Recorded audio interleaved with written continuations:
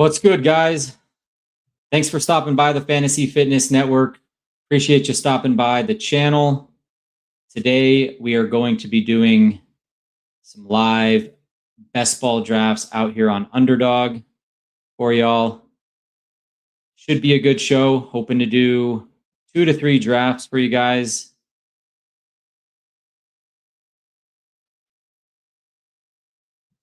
And we'll just have to see how things go.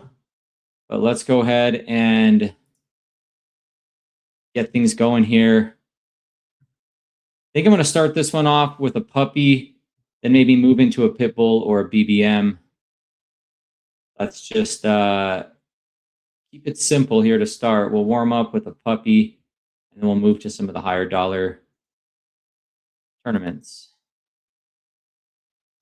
Puppy's a $5 entry, large field tournament, 225,000 entrants, 150 max. Currently sitting at a 34.7% fill rate. And again, it's 100,000 to first, 50,000 to second, 25,000 to third. I'm going to get some music on and a little bit of background, just a little bit of background music here.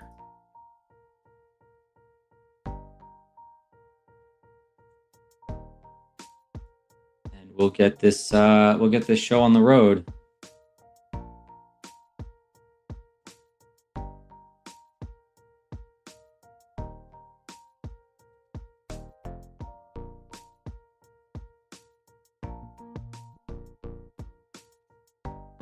Entering the lobby. Let's get it. All right, we're just waiting for one here, and then we'll be off and running here at this first draft. Sunday afternoon best ball. All right, here we go. We're full, and we end up getting the 11 hole on this one. All righty, let's get it going. If you guys aren't already following the channel, you can find us out here on YouTube. The handle is Fantasy Fitness IO. So if you head out there to YouTube, type in that handle, our channel will pop up. And if you guys like this content, smash that subscribe button, hit us with a like, help us grow the channel.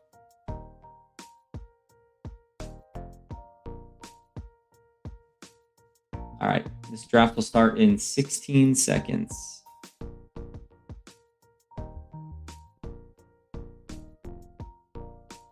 Looking at this room, let's see, we have a gold badge here at the 101. And then a whole bunch of no badges. Bronze badge here at the 8, and then 2 red badges. So should be an interesting room.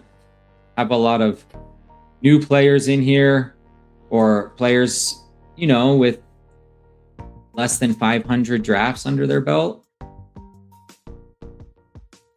We'll kind of see what sort of chaos that brings into the room. So far, we have Gibbs off at the 101, Bijan at the 102, and Chase at the 103. Nothing unusual so far. So the goal for this episode is going to be start off with a puppy, then we'll move into either a BBM or a pit bull, see what kind of time we have. Maybe we get a third in. Just going to kind of depend on how long these drafts take, and we'll kind of go from there. All right, we are 2 picks away. So for this particular contest, again, this is the Puppy 3. I think I have 21 drafts or so that I've gotten done so far. I've had some good luck at the one hole here. All right, we are going to go with James Cook. We'll grab Cook here. I guess it's 20% Gibbs so far. Let me just check my count and make sure that I was correct about the 20 drafts, because that would be pretty good.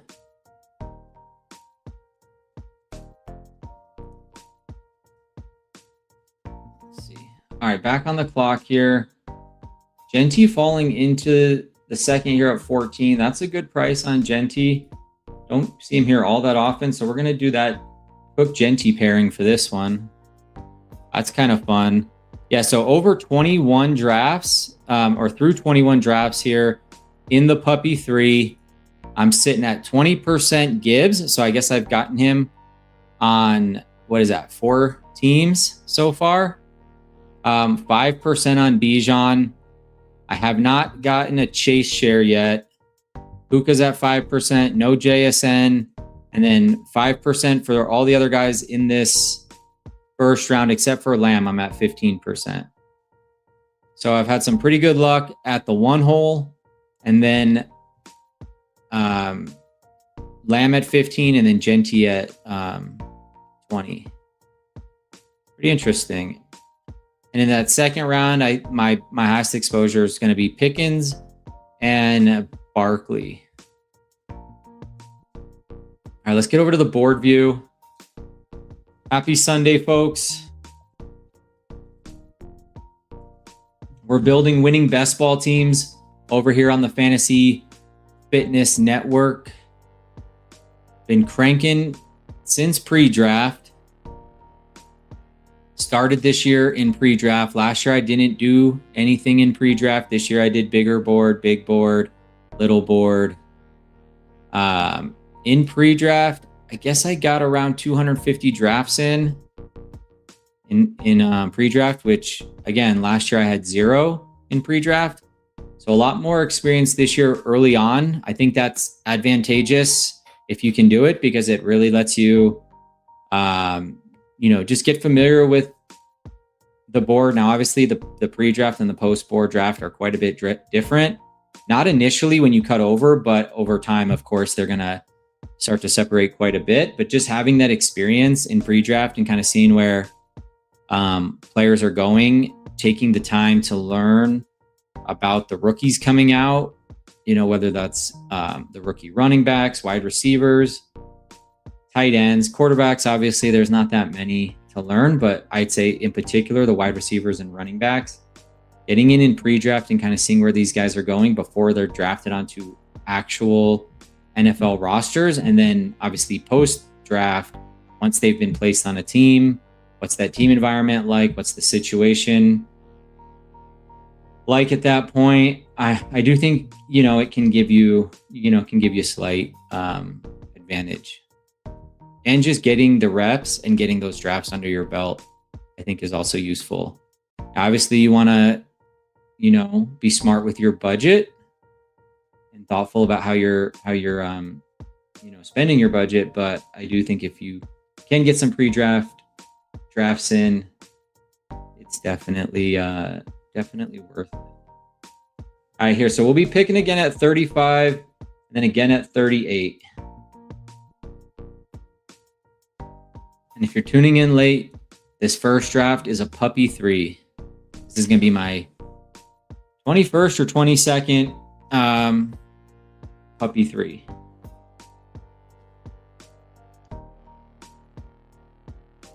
All right, we are 1 pick away. I would like Higgins if he's there. This guy might be autoing. I don't know. Okay, he goes Tet. Yeah, let's get T here. I like the value on T at the back of the 3rd. He's a pretty easy click for me here. And then we'll see what's left with these next 2. Okay, Mika goes, I think here. Yeah, let's grab. We could do the Allen thing. Maybe we'll do the Allen thing today. Let's mix it up. I have 0 Josh Allen in the Puppy 3. Probably want at least 1 team. And since I have Cook here, I think this is kind of a fun pairing. So we'll go Josh Allen here at 38. We get a slight fall on him. We're going to pair him up here with James Cook. We took at 11. We got the slight fall here on Genty in the second at pick 14. And then we have T. Higgins here at pick 35. So a 1-2-1 start in this one. And then we are going to be back on the clock, picking again here at 59 and 62. Lots of good wide receivers in this range. So, not really concerned about getting behind at wide receiver. I think we can easily find 2 wide receivers in this range that we like. Maybe we get a fall on one of those running backs in the 5th round and we do a more unconventional build on this one. I'm kind of up for whatever today. Want to kind of mix up some of my builds. I feel like I've been, maybe my builds have been getting a little stale or repetitive. So today I'm going to sort of challenge myself to think a little bit more outside the box, maybe do some more, a little bit more extreme builds, maybe push wide receiver a little bit more in the middle rounds. We'll just have to kind of see what the board gives us, but I'm going to try some different things today. Be a little less conventional with structure. All right, start of the 5th here. And again, if you're tuning in late, you're watching a Puppy 3 here on the Fantasy Fitness Network. We're going to get in at least 2 drafts today, maybe 3. Happy to answer any questions you guys have in the chat, whether it's best ball, redraft, dynasty. Hit me with it. Hit me with it. I'm ready. Got the house to myself. Wife and kids are out. So we're ready to build some winning best ball teams, take down this tournament, and hopefully pocket $100,000 pre-draft of pre-tax, of course. This range is fun. We could potentially, maybe we get a fall on Moore here, and we just hammer Buffalo. Maybe, I wouldn't mind maybe pulling up Parker Washington. That'd be kind of cool. I know he's been getting some buzz. He's been moving up the board a little bit. Tyson, he's been flashing in training camp with some of those filthy routes that he runs. So we'll see. Burden's obviously falling here with the groin injury news that came out. Says he will miss a little bit of time. That's an open-ended timetable, but if he's going to fall to 59, you bet your bottom dollar I'm taking it.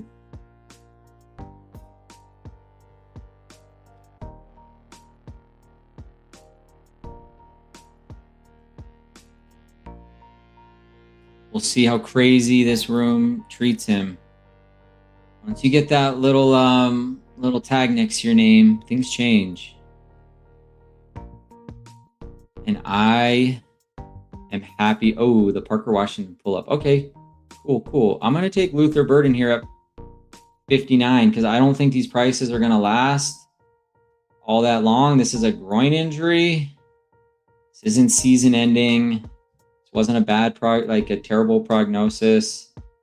I got to take him first, and then if Moore comes back. Otherwise, we're getting a fall here on Adams. A little interesting, but let's go for the double here with Buffalo and grab ourselves some DJ Moore. All right, let's review it. So through 6 rounds, I wasn't going to take Parker Washington over Burden anyways, just because, again, I don't know how long these prices are going to last.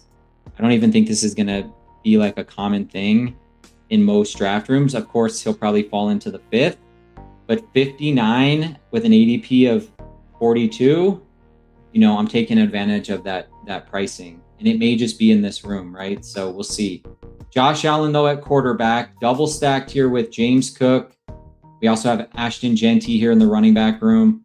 Come back and get T. Higgins, Luther Burden, and DJ Moore here in the wide receiver room. So the double stack in Buffalo, and then you've got the fall on Burden with the groin injury and T, and then 2 hammers up top here in the running back room with James Cook and Genty.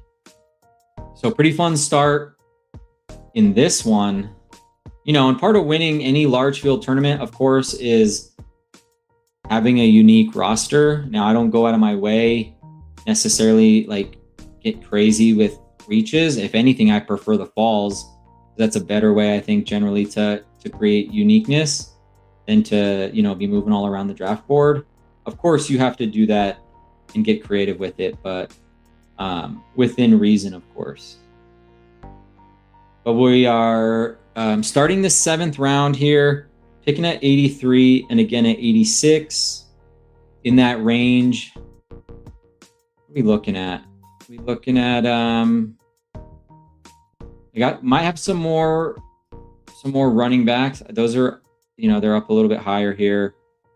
But man, I need to update my ranks. I forgot to upload my new ranks. So might just have to stick to ADP for this one because my ranks are a little out of date and I don't want to draft off of them with some of the movements that have happened recently on the draft board. I feel like I'll be a little behind. I have been updating them in the fantasy fitness application, but I haven't actually like uploaded the CSV file so that they're updated here in this my rank column on Underdog. So gotta get that squared away. I think any fall on these running backs would be pretty cool. Otherwise, I'd be looking at, I don't really like the wide receivers here necessarily. You know, maybe we pull up like a Dowdle or a Harvey. I think that would be justifiable. See what these guys decide to do. Maybe one of them doesn't take a running back and we get one back. That would be kind of fun. We could also take Tucker Kraft, or I'd say we maybe reach down and get like an RJ Harvey here on a team like this, or a Dowdle would be fine.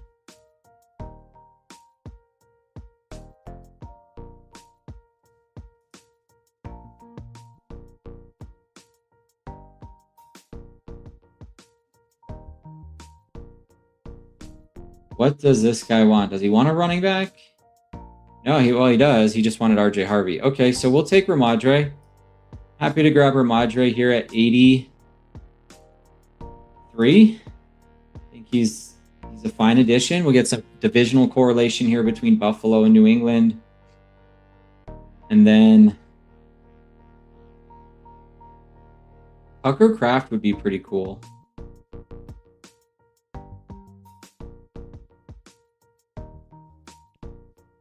Okay, Kraft goes. Well,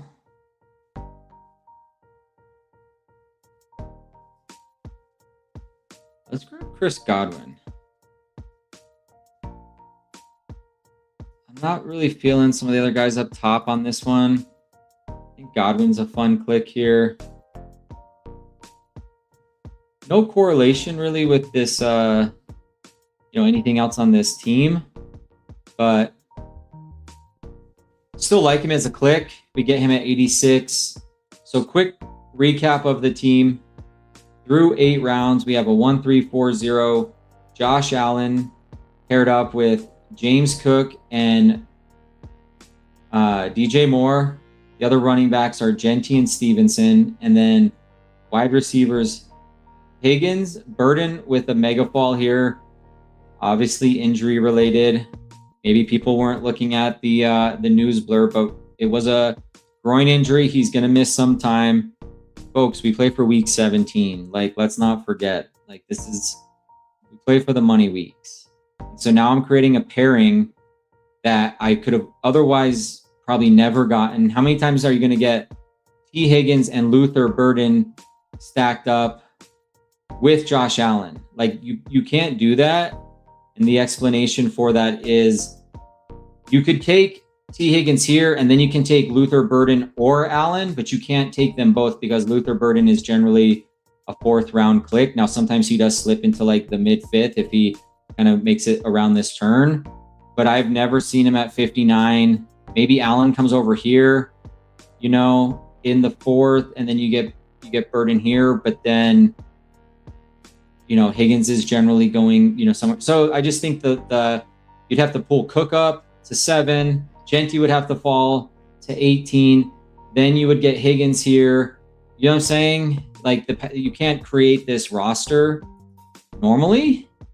And so we're going to take advantage of this opportunity to do exactly what we just did.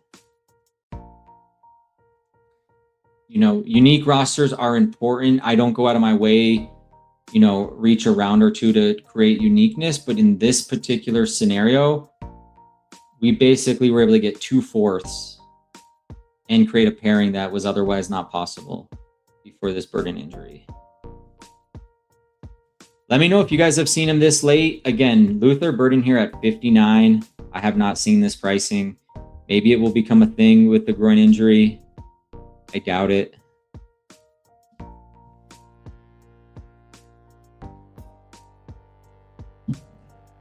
All right, here we would be looking at,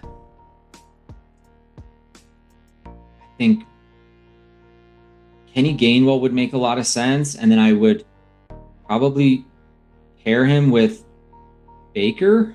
So if we get Gainwell back here, I like the idea of grabbing him, consolidating into this offense. We got to get past this guy. Hopefully we can get past this guy. Get Gainwell. Does he have a reason? He does have quorum.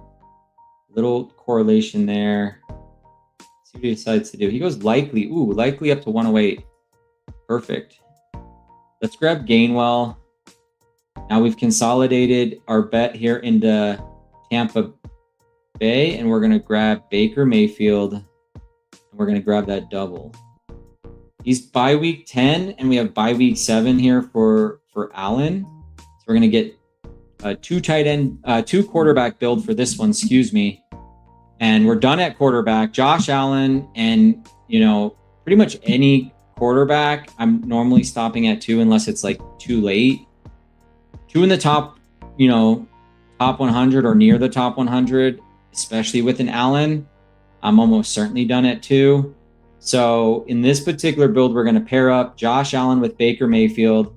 We're going double stack Buffalo, double stack Tampa Bay. And, you know, maybe this turns into a triple or something else. We'll see. But this running back room is pretty fire. We have 3 respective starters in their backfields in Cook, Genty, and Stevenson. And then we kind of, you know, we get a tack on this piece like Gainwell, who's probably going to be more volatile week to week, but he does have a lot of outs in the passing game. He is tethered to Baker on a high pass volume offense. And, you know, we have been, you know, we've seen some injuries with Bucky here over the last couple of years. So I think he'll get plenty of playing time. He'll mix in quite a bit. They signed him to a decent contract. Feels like a pretty solid click, if you ask me. But what do I know? What the hell do I know? All right. We do want to get back into this tight end market here soon, and this is a great place to do it. This 11-12 turn is kind of turned into my favorite spot to start buying into the tight ends. There's usually some falls here. Oh, it's just a good spot on the board. I think my preference, well, would be Kincaid, and we'd get him at a value. If Kincaid goes, though, I have no issue whatsoever pulling up my boy Dallas Goedert here. I would be interested in that. Now, Bo Nix falling, I mean, I can't do anything with that. It kind of sucks. I just have to, you know, at this point, I do think structure matters a bit. And structurally, it makes more sense to, you know, it doesn't make a lot of sense to get a quarterback, even if you're getting a good value on them. I think he'll probably go before we get there. But I don't know, something to think about. I just at the 1Z positions, when I've already invested that level of capital in Josh Allen, I mean, what's the likelihood that Bo is going to spike over one of these other two guys? It feels relatively low. This price is ridiculous. Like, let's be honest, though. It is kind of crazy. Is there some bad news about the guy? Like, I'm trying to figure out what's going on.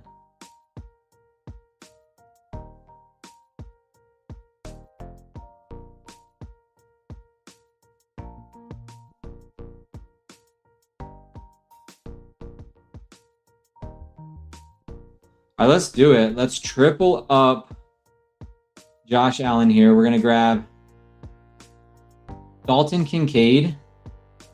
We're getting him on a fall here at 131, ADP of 125.7. Knicks goes, and he does take Goddard. That's okay.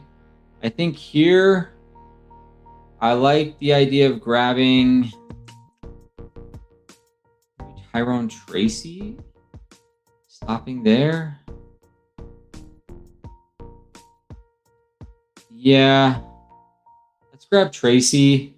I think we're done at running back now. This has been a funky room, and I'm here for it. So let's recap this team. So through 12, we have a 2-5-4-1. Josh Allen, Baker Mayfield. Running backs, James Cook, Genty, Stevenson, Gainwell, and Tracy. Wide receivers, Higgins, Burden, Moore, and Godwin. And then we have Dalton Kincaid here as our lone tight end. We're going to just start slamming wide receivers, and we'll grab, one, maybe two more tight ends before this build is up. It'll probably, it's shaping up as like a 2-5-8-3. I'm obviously not going to, lock myself into anything, but 2-5-8-3 makes a lot of sense. I think at this turn, two wide receivers or wide receiver tight end make a ton of sense.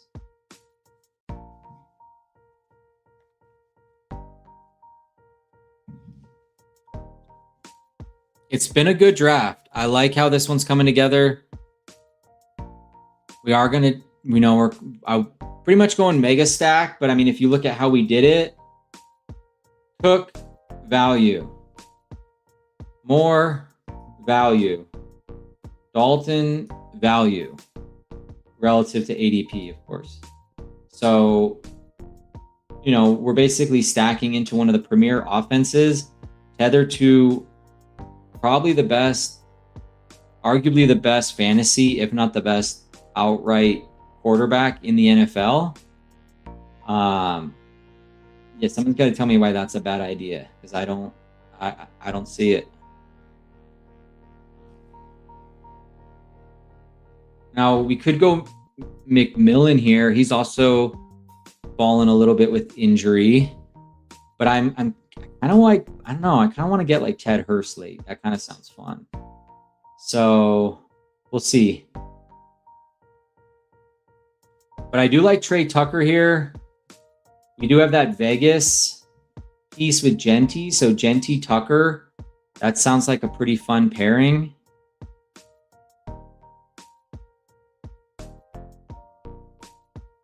Yeah. We'll see. Now, I mean, I'm okay doing like a triple with Jaleel, but I don't know. I kind of want to get off of that.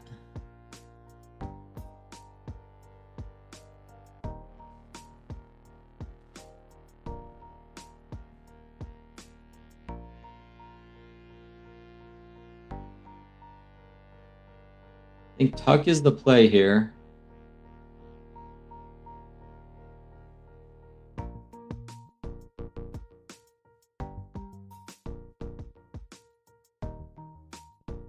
Okay, this guy pulls Dylan Sampson up to 154. That's fine. That's fine. Let's go Trey Tucker. So I like the idea of consolidating a little bit here into the Vegas offense. And man, they just want to leave us Jaleel, but I think what I want to do is I want to grab Flournoy. I like the idea of grabbing Flournoy here. We have a little correlation with Tyrone Tracy. If anything happens to either CeeDee Lamb or Pickens, you know, he's going to get more work. I don't think he can necessarily play like an alpha role, but we did see some spike weeks from him last year. If we go out to Fantasy Fitness, pull up one of the best applications on the market, hands down. Actually, I want to go back to the player volatility index. If we come over here and we look at, where is it? Is he on here? Flournoy? Let's see if he spiked. Maybe I don't. Might be hard to see him. Flournoy. Okay, I just decided I need a search on here. So what I'm going to do after I get off this call is I'm going to create a search. Oh yeah, here he is, Ryan Flournoy. Hide. I did create a tool where you hide the. He's right here on the edge of the spikers category. He had a 26.5 spike week. Now his season-long average was only 9.5, but in best ball, in this range, we don't care about that. We care about spike weeks, and he's proven he can put 26.5 on the board if we need him to. I could have went Gadsden there, but I like the idea of coming back and getting like a Ferg for some correlation here in our game. If I get lucky enough to grab a Ferg here. If not, I'm fine with like an AJ Barner. I'm fine with a Greg Dulcich, I guess, on this one for some pairing, or we come down and get Otten. But I think the play is T-Ferg. T-Ferg is fire. And since we're building out this Tampa Bay, what do these guys have left? 2, 2, 2, 2, 2, 2. So we might get them. Be close. I do like Barner, though, as a consolation to T-Ferg. So yeah, there's that.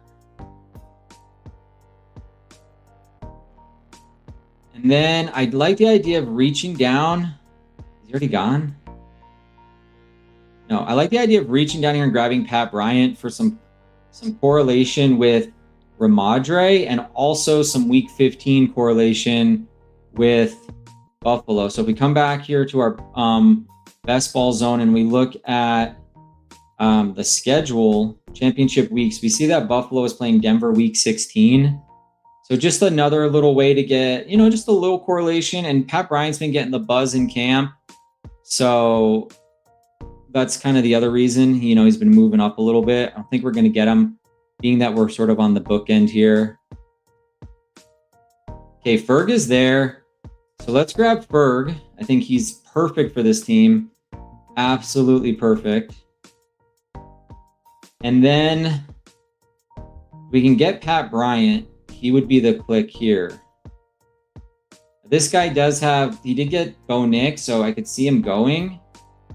Hope he doesn't take him. If he does, no, he bites on the tight end. So perfect for us. We're going to grab Pat Bryant here. And let's review this team. This is a fire team, in my opinion.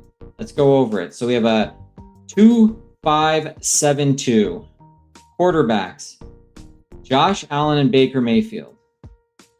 We have running backs Cook, Genty, Stevenson, Gainwell, and Tracy. Wide receivers T. Higgins, Luther Burden, DJ Moore, Chris Godwin, Trey Tucker, Ryan Flournoy, and Pat Mother Truckin' Bryant. And then we have Dalton Kincaid and T-Ferg. Now, what I like about this team is the following. One, we were able to basically pick up an extra 4th rounder with this Luther Burden fall to pick 59. I have not seen this in any of my rooms. This is clearly, I think, related to the groin injury that he suffered yesterday in camp. So that's one thing that I just, as the single piece that I like. Number 2, we got a triple stack here with Allen, Cook, Moore, and Dalton Kincaid, and all those picks came after ADP. People just didn't want maybe one of the top NFL offenses for whatever reason. We get a 6-pick slide here on Kincaid. We get a 6-pick slide here on Moore. We get it's basically ADP here for Cook. We also have a double here with Baker, Godwin. Ted Hurst does go. I was hoping for Hurst. He would have been really good. And maybe Ott makes it back, and that's our other piece. If Ott doesn't make it back, then looking at like a Colby Parkinson, maybe Evan Ingram. We're going to have to grab a third, I think, with this room. And then we want one more wide receiver. I like Bateman here. And like these would probably be my top 2 picks. And then we have ourselves a banger, folks. Yes, we want to end this with a tight end and a wide receiver. Unquestionably. I would also be okay with Allen. Okay, Ott does go, so we're going to have to create alternative plans there. And Keenan goes. All right, so that's fine. What we do here is we grab Bateman. Get some correlation here with Higgins, week 17. And then let's just look at these tight ends. We're going to go Michael Mayer. Let's go Michael Mayer here. Little sneaky pick. We're just going to stack out this. Could also go Gesicki. Let's go Mayer. I like the contingent upside of Mayer too. If anything happens to,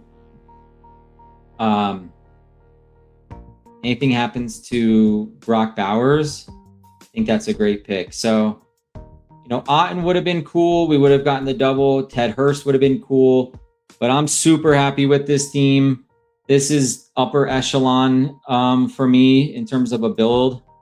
I would say we'll go over it, but it's just got a lot going for it. One, we have the best quarterback in the NFL, both for fantasy purposes and otherwise, real life. We have Baker in a high pass volume offense stacked up with Godwin and Kenny Gainwell here. So the double with the T-Law bring back, that's just super fun. I guess, I kind of jumping around. So let me go over the team. We'll just review the roster top to bottom, and then we'll talk correlation and stacking, uniqueness, kind of all the things we look for in good roster construction. Just one sec. And we'll get ready to do this review.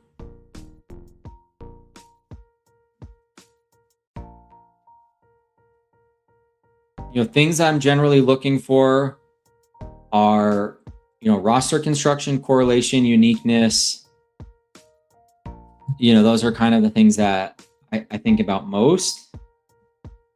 And let's review it. All right. So from the 11 hole, we end up with a 2-5-8-3. And the build is as follows. We have Josh Allen, again, mega elite quarterback for fantasy and real life. We pair him up with Baker Mayfield. And the running back room is Cook, Genty, Ramadre, Kenny Gainwell, and Tyrone Tracy. Wide receivers, T. Higgins, Luther Burden, DJ Moore, Chris Godwin, Trey Tucker, Ryan Flournoy, Pat Bryant, and Rashad Bateman. And then we have Kincaid, Terrence Ferguson, and Michael Mayer.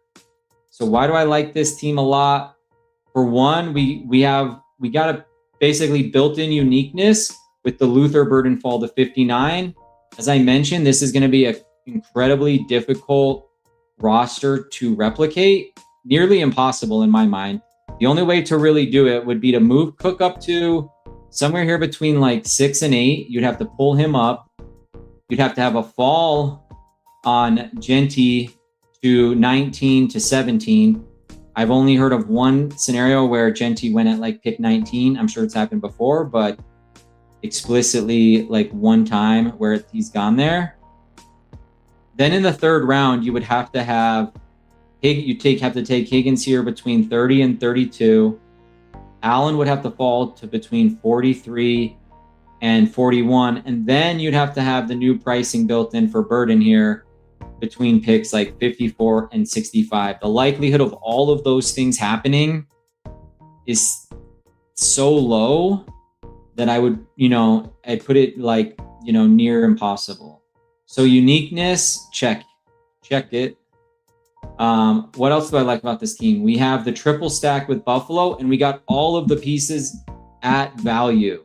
We didn't pull it up. We got them all at value. We have Josh Allen stacked up with James Cook, stacked up with DJ Moore, and again in the tight end room here, Don Kincaid. So we get the triple stack on Josh Allen. And no Miami bring back pieces, but that's fine. And then Baker, we get Baker, Gainwell, Chris Godwin. And then we get a bring back here with Terrence Ferguson. So we have a triple and then a double with a bring back. And then we have like kind of these little micro correlations too throughout the rest of this build. We also just kind of stack out Vegas here. We go Genty, Trey Tucker, and Michael Mayer. And then in terms of like the 1v1 correlation, we have Ramondre Stevenson with Pat Bryant. We have Ryan Flournoy with Tyrone Tracy. And then we have Rashad Bateman here with T. Higgins. And then Burden is our uniqueness piece. So yeah, I mean, I would grade this team, and I'm not just being like, trying not to be biased here. I'm just trying to be honest. I would grade this team an A for those aforementioned reasons. All right, let's go win the puppy with this build. Now let's head on over to the Pitbull. Let's talk about the Pitbull. So the Pitbull, or the Pitbull 2, more specifically, is a 10 entry max. It's $20 per entry. We are 48.3% on the fill rate here, so just about halfway, and it's a small field tournament, 28,080. Advancement structure is 2 out of 12, 1 out of 6, 1 out of 5 with a 156 seat final. And the advancements, or the payout structure is 100,000 to first, folks. 6 figures. Put that in your pocket. Second, you can pocket 50K, and third place gets you 25,000. Then it gets all funky, $17,180. Whatever. I'm not even going to talk about that because we're going to finish first. But yeah, 10 entry max with a pretty sick advancement structure, small final, and big prize money. So what's there not to like about this tournament? Probably one of the best tournaments on Underdog. Mike Robb in the house. What up, buddy? Good to see you here. We just finished a puppy. Just an absolute banger. So hopefully we can keep it going. I don't want to get too excited because sometimes when you build a banger, you get all excited, you go into another room, and it doesn't work out as well. So anyhow, we're going to go into this Pitbull. Try to draft the winning Pitbull 2. Whew, waiting for 7. Yeah, I'm yawning over here. You're right, man. I'm on the grind. I'm a little tired. But wife and kids are out, and the house is quiet, so I have to get on here and stream. I'm gonna go ahead and sync down that last team. I don't know if BBMDB is gonna agree with me that that was a good team, but you know, we'll see what they say. See how quickly that sinks down. Maybe I can pull it up while we wait. Take a look at it.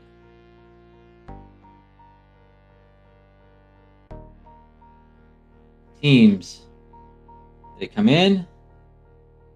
No, I'm still missing a bunch of Dalmatians, and I'm missing that last one. So we'll see if those come in. This is like an asynchronous process for those builds to come in. Thought I'd take a look at it with you guys just to see how it graded out. I multi-tabled 11 little Dalmatians last night before I went to bed. It was absolute chaos. Like absolute chaos. Super fun. All in all, the builds didn't come out that bad for what I did. If we go here and we take a look at it, I'm into this completed section, and we look at these little Dalmatian 3s. So I did 11 of them. I haven't even like renamed them yet. I did them all at the same time. And in the end, I ended up with a lot of like 3-5-7 2s, 3-5-8 3s, 3-6-7 2s, I mean. The structure was actually pretty solid, but when you do 11 at the same time, you end up with some funky situations. For example, this is good. That's fine. A little light there in the tight end room. Fine. You know, maybe I didn't need this extra running back here. A little light. You know, you end up with these kind of situations sometimes where you end up with just like Jawan and Pat. Would have probably liked a third if I wasn't doing them all at the same time. Here it's fine, right? Because you get an elite with Kelsey. This is fine. And that looks pretty good. You know, so all in all, doing 11 at the exact same time. Here's one that's light though, right? So like this is a 6 room and it's St. Brown, Tet, Tyson, Trey Tucker as a 4, Pat Bryant as a 5, Rashad Bateman as a 6. Like, yeah, that's probably not going to cut it. 3-6-6-3, but kind of the wrong build, if you will. Here, I didn't need Malik Willis. I could have stopped at 2, right? So these are the kind of scenarios you find yourself in with when you multi-table like a boatload of teams at the same time. But all in all, for doing 11, literally at the same time, it was chaos. I'm pretty proud of myself. All right, the pit bull is full here. Let's see where I am on the draft board. If I'm early, I'll make the click. Let me go run and grab a coffee real quick. Just get a little caffeine after I make this click. But yes, we're in here. This is my 6th. I think it was my 6th or 7th pit bull. 2. So I've got a few left. This one we're drafting out of the 5 hole.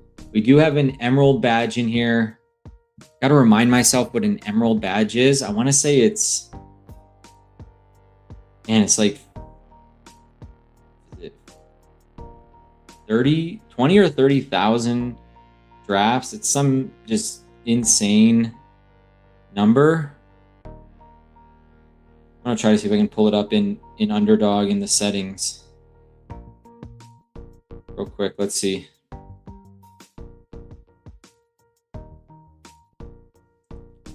They have the badges. Where are the badges?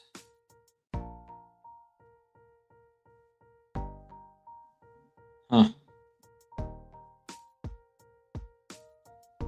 So my next badge is going to be bronze, and I'm still like over 700 drafts away from bronze. I don't know how to spot the other badges, but in any event, let's go to make this click. This is, we'll go JSN here, and I'll be right back. I'm going to run and grab myself a coffee from the fridge or an energy drink, and I'll be right back.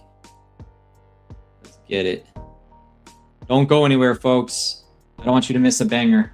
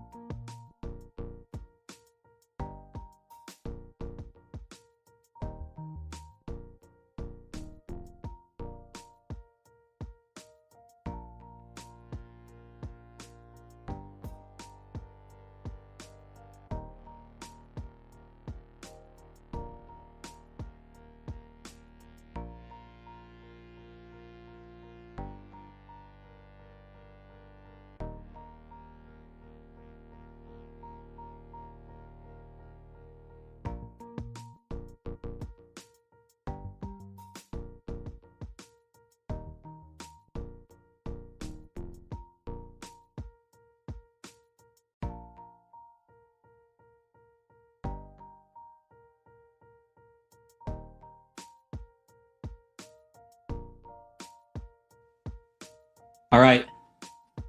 And I'm back. Just getting a little caffeine. Got to keep grinding here. Got to take down one of these tournaments. Absolutely zero excuses. Got to make it happen.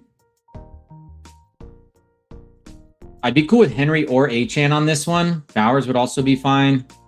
Could pull up Nico. This is time box too. We could pull up Neighbors. I like this. I guess ADP is 18. It's not really much of a fall. Let's pull up Neighbors. He's right here. We got a 7 hours ago, trending towards week 1 start. Again, this is time box, so I don't care what his pricing was before. It's not the same game theory as BBM, where people were getting him in the 4th. So in that type of scenario, I'm probably not pulling him up here. But in this particular tournament, trending towards week 1, Malik freaking Neighbors.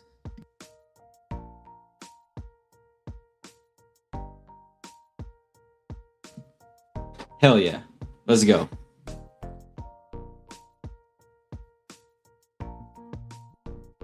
I'm going to see if anything pulled in here.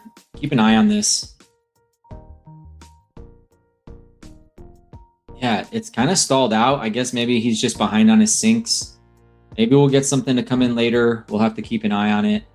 But I'm going to switch over, check out my exposure here in Hipple 2. Do I even have any Neighbors? I do. I do have some Neighbors, but we're going to add some more.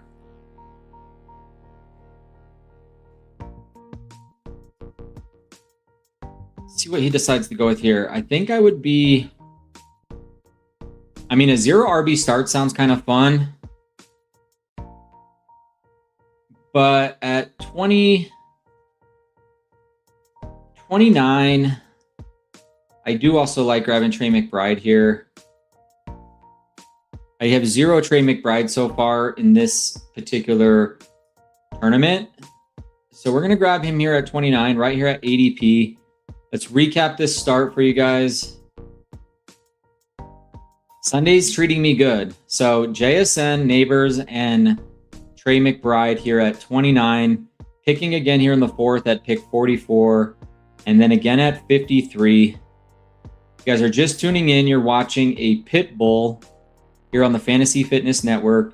We did have a draft right before this. If you didn't catch it, that was a puppy. That one was absolute fire. I'll actually pull it up. I'll just so I have it for later. I won't go over it right now, but I'm gonna keep these other drafts up so we can kind of review them at the end. If more people come in, I'll want to just kind of review them at the very, very end. So puppy 3. Let's open this one up. That will be for later. But a little sneak peek here if you're poking your head out there. It's a banger. Promise you that.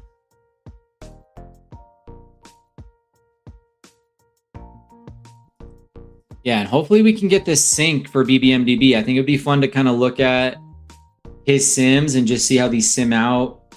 I've had some good sims. I've had some bad sims. You know, it's funny because like the teams you think are going to sim well, you get in there, you pull it up, and it's like 2%, you know, advancement probability. And you're like, what? Like, how's that even possible? This team is so sick. And then you get a team that looks kind of doggish and it's got like a 40% advancement probability. And you're just like, okay, fair enough. So I don't know what he does from a Sims perspective. You know, it's got to be, I don't know how many times he runs it through a sim. I really don't know what his process is. I know he's got rankings and projections and stuff. So, or maybe not rankings, but he has projections. So yeah, I don't know how it all is all wired up, but sometimes you don't get the, you know, the advancement probabilities you think you're going to get with a team that you think is like a really good team. And then the opposite is true. A team that looks not so good has like a much higher advancement probability. So interesting stuff. I don't put a ton of weight into it. It's not gospel for me, but it is a data point, of course. All right, so coming up here on pick 44, We are drafted next to a bronze drafter here, so, you know, experience. I'm not saying it's good experience, but it's experience. Is Josh Allen really going to fall back? Okay. I was like, wow, definitely going to slam Josh Allen at pick 44. But we're going to go.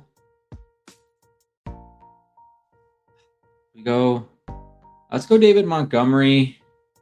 Let's go Scat, actually. Let's get Scat here. We'll kind of consolidate into this Neighbors, this Giants offense. I don't take a lot of Scat. I think I'm going to double tap running back here. So I kind of figured Montgomery was probably the click there, in all honesty. But I'm okay doing this every now and then. I think it's fine.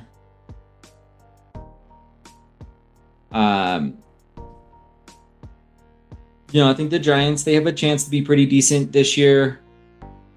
Will they be world beaters? Probably not, but I think they have a chance to be pretty good. Now let's see what comes back to us. Scat as like an anchor feels kind of sketch.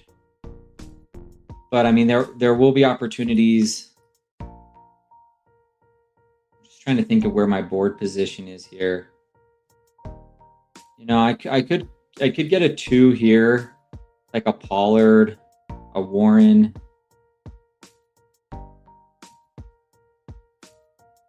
Travion's interesting. Judkins is kind of interesting here. Bucky.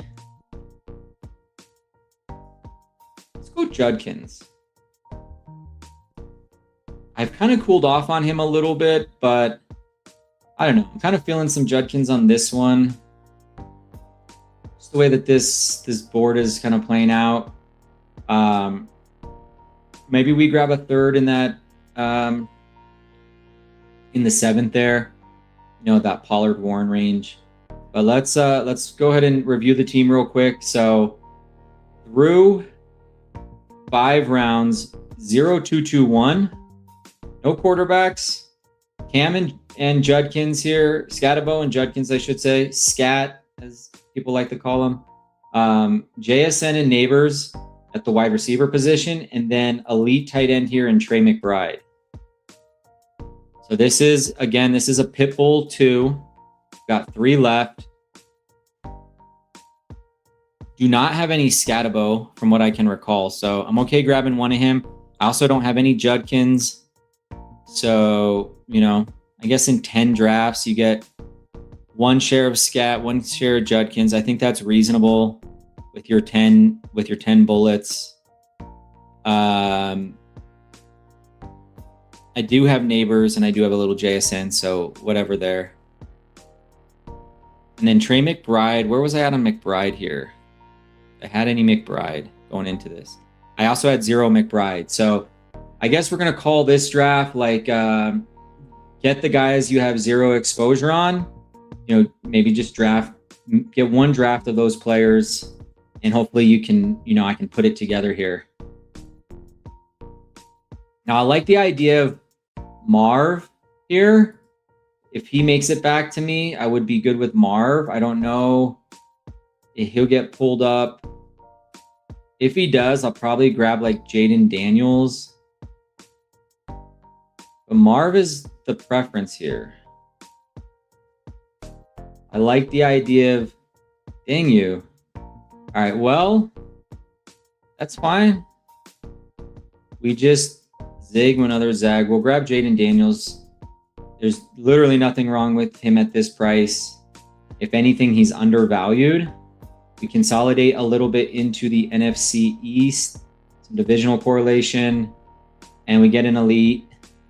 Marv would have been kind of fun just to, you know, consolidate a bit into this Arizona bet. But I do think, generally speaking, Arizona as an offense and their players are overpriced. I mean, we are talking about like a bottom 5, bottom 10 franchise. The The clips going around are just absolutely dreadful. But again, I don't read too much into that kind of stuff. I think Pollard here would be fun.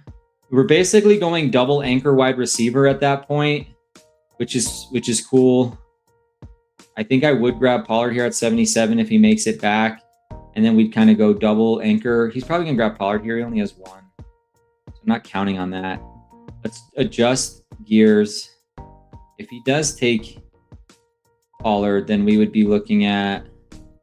He goes Reed. Pulls up Reed to 75. I don't know that this guy's going to grab a fourth. That's early to go 4 running backs. So yeah, we're going to take our Pollard share here. And we'll call this a double anchor wide receiver build at the top here with JSN and Neighbors. We get an elite here in Trey McBride and an elite here in Jaden Daniels. So elites at our onesies, double anchor here in the wide receiver room, and then Cam, Judkins, and Pollard here in the running back room. This is a fun build. If I'm going to build double anchor wide receiver and not come back again until 92 or 100, I want to do it with studs like JSN and Neighbors. Like this is how I like to do it. Just versus like, let's say you take like a CMC and you're doing like double anchor with Rice and Smith. Like I don't get warm and fuzzy with Rice and Smith. Now this guy didn't really do that. I guess you could say Pickens and Collins. Collins is a little unfair because that's a good price on him. Trying to find another example to illustrate my point. I can't really do it at the moment, but you get what I'm saying. Now I got Luther Burden in the last draft at pick 59, and here he's going off the board at 45. So we'll go back to that build later, and I'll talk about the uniqueness of getting Luther Burden at pick 59 in that last puppy, because that was just sick. That was just so sick.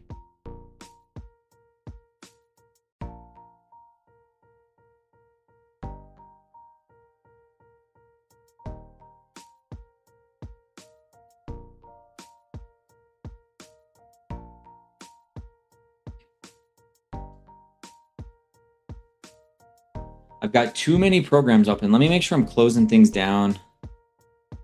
Sometimes I can get a little crazy with the programs, and I don't have the best internet here, unfortunately.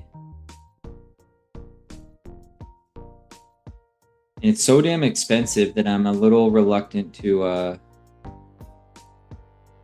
Now, we could just grab our 4th running back here. I think on a build like this, it actually makes quite a bit of sense. And we're getting... We could also go T-Law at 92. I was envisioning Jackson Dart on the wraparound. So I don't hate it.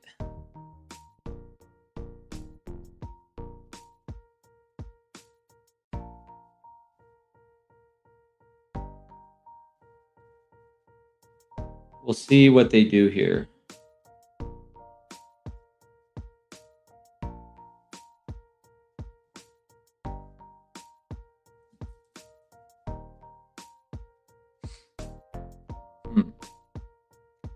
This is interesting. I'm trying to think of how I want to play this. I think I can get Dart on the way back, but it's not like a stone cold guarantee that we'll get him. But 101, we don't really have any threats to our left. Somebody could go naked Jackson Dart. We have the double, so I am sickly going to pass up on Trevor Lawrence here. And we'll grab Rico. That's a little correlation here for week 17 with Rico and Pollard. Getting a nice price on Rico too at 92. And since we started off with Cam at 44 as our first running back, I do like the idea of just packing in the running backs in those middle rounds here. Kind of see our strategy. We just go Scat, Judkins, Pollard, Dowdle. Take a little, detour here to grab Daniels. That's justifiable. Now, maybe you take Diggs there, but I'm not taking Diggs at 92. Like, I can't get there. I already had 18%. Now, this is time box, so I can't really use that as an excuse because it's not BBM. But I mean, I'm at 18% digs. If people want to chase him up into the 80s, like, you know, be my guest, I guess. You know, my goal here is to get Dart. We can get him back. So, you know, there's some other pieces here that can be attractive to others. So I'm hoping that Dart just slips back. Again, people could take him naked. This guy's already got 2. So, yeah, we're going to get him. God, passing up on T-Law sucks. That's such a good price. But we're done at quarterback. We're practically done at running back. You know, we need one more tight end, and then we're just going to hammer wide receivers the rest of the way. Again, I said I wanted to do some unconventional builds today. And so you can see from this structure, I'm executing on that strategy pretty well. I don't normally go into top 100 with 2 wide receivers, but if I'm going to do it, I'm going to do it with Jackson Smith and Jigba and Malik Neighbors.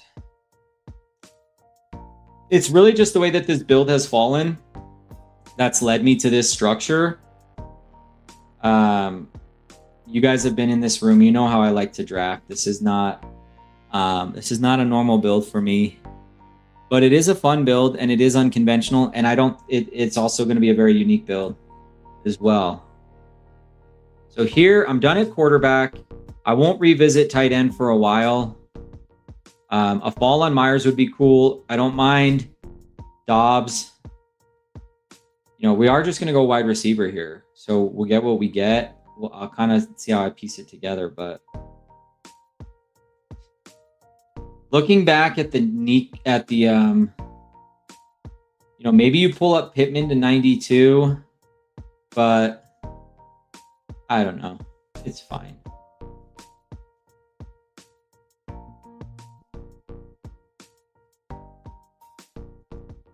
Hard to argue with the build though, and the people and the player selection.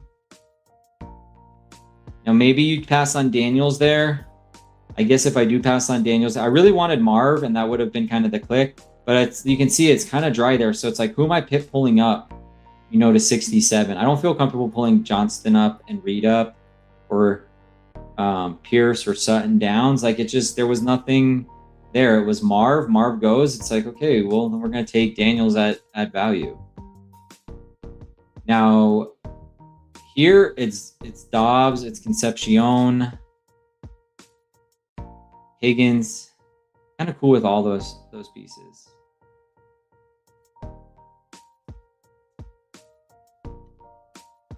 Yeah, let's just grab Romeo. Start with Romeo here. We're 8 picks away.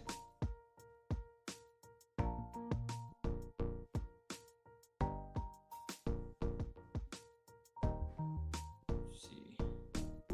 So I just got to do one thing real quick.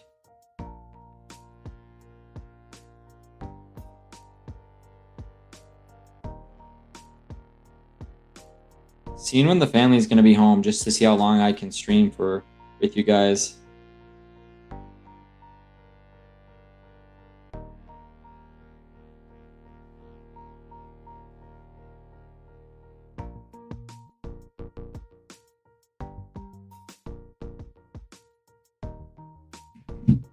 Concepcion goes. So I'm hoping we can get one of these too. If not, I may be forced into taking a tight end here and then stopping at 2. I'd probably just pull up. I'd probably pull up Chig. Where is Chig? I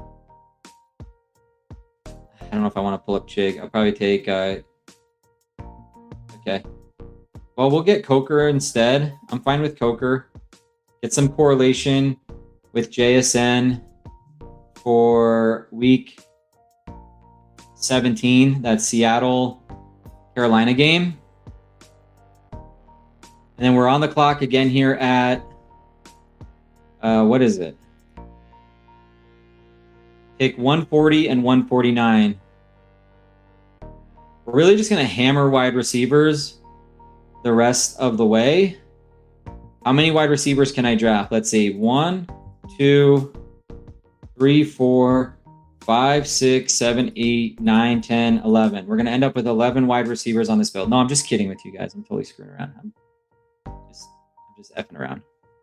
But we will probably end up with like 9, I think, on this build. I do see this as like a 2-5-9-2. That's the way that this one is shaping up. You know, I think structurally that's where we are with this team is 2-5-9-2. Of course, I want Trey Tucker. And we have that Arizona piece. So Trey is like an absolute lock on this one if we can get him back. Shaheed would also be kind of fun. I want to come back and get the 5th RB probably at the next turn, especially if I can get these 2 guys. Also be good with Travis Hunter here because we do have a little bit of fun in that Washington game with Jaden Daniels. So like Jaden Daniels, Travis Hunter 1v1. That sounds cool. We'll just kind of see what the board wants to give us. Whoops. On the way back here. But yeah, we're looking at a 2-5-9-2 on this build for sure. Could even go 10 if we want to hit him with the gritty. Although he's double elite quarterback, so that's not exactly a hit him with the gritty build. I just wanted to say that.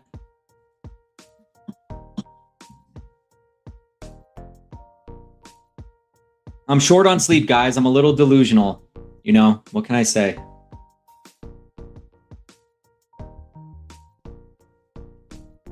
Yeah, Shaheed. He goes. So Travis Hunter, Trey Tucker. That's what my ranks say are at the top. Obviously, ADP is a little different. Chig, though. Man, do I make that pit stop for Chig? Tempted. Damn.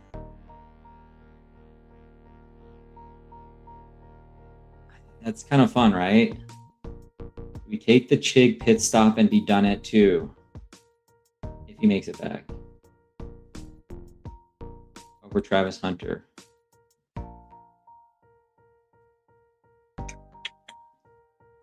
I think we can afford it. Let's do it. Let's stack it up. We did get Daniels, so let's stack it up. Let's get Chig. We're done at 2. We're going Trey McBride and Chig. We did our pit stop, so this is a 2-5-9-2. We've got 4 in the double anchor up top. We're looking for Trey Tucker here. And there's other guys too, right? I mean, Travis Hunter could fall back. We have Denzel Boston, of course. And I do have the Judkins piece. It's kind of gross consolidating into Cleveland of all places, so I'm not sure I'm going to do that. I think it comes down to Trey Tucker and Travis Hunter. This would actually turn into a game stack at this point with Travis Hunter and the Jacksonville pieces. So I'm tempted, and there is a chance we get Trey Tucker back. What's our next pick? 154 or 164. We'll see.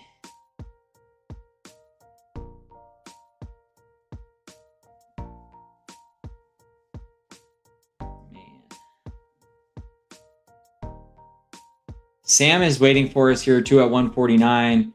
We could stack them up with JSN, but we just can't afford it on this team. Don't need it. Man, let's go. I take Hunter because I know Hunter's not coming back. I have gotten Trey Tucker a few times back there. Let's take the dip on Travis Hunter and create the game stack with Washington and Jacksonville. If Trey's not there, we'll grab like a Flournoy for the Dallas game, Dallas Cowboys, New York Giants, Week 17. I think that would be fun. And then, yeah, again, we're just going to keep slamming wide receivers here.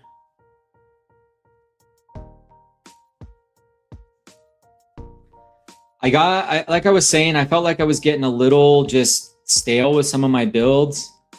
I wasn't being as creative as I thought I could be. And you can be creative and still stay in structure, right? And I think I was just doing like going back and looking at a lot of these builds, and it was like, yeah, you grab your third wide receiver by the 5th round, and you got 2 running backs, and I love those builds. Like, I absolutely love those builds. But at some point, like, you know, you do have to kind of just take a step back and go, man, today's the day I got to mix it up. And so we're going to go ahead and mix it up. So Trey, if he comes back, otherwise I like Flournoy. If Flournoy's not there, then, you know, we're going to pull up Tesla. Zachariah Branch has been looking good in camp. So we'll just have to see.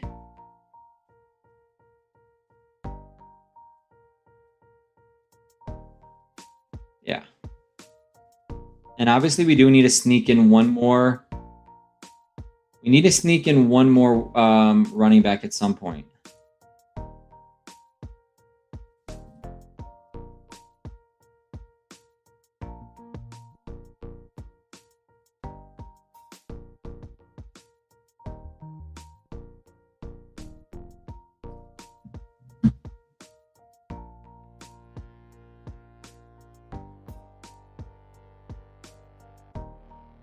Hell yeah.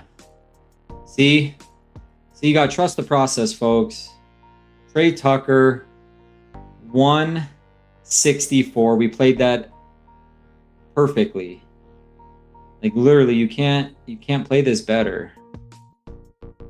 And then we take Mitchell, or we grab Tesla. Jaden Blue would also be, maybe this is where we grab our pit stop. I mean, I like these guys, but they're not like must-haves. If Blue makes it back, I think with the correlation we have, I think Blue would make a lot of sense at 173, and then we would finish this up with 3 wide receivers.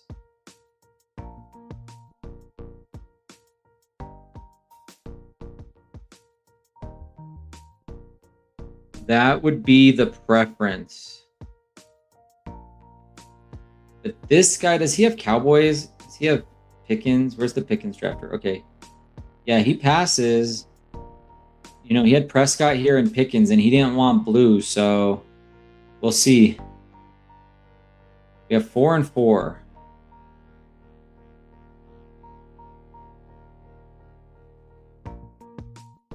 Ooh. Okay, we just miss out on Blue. It was close. Is what it is. Let's go Isaac Tesla. Yeah, we're just going to buy into a good offense. This is how you build double anchor running wide receiver, in my opinion. Just keep stacking good offenses. I would have done the pit stop there. Maybe we do the pit stop at the next one.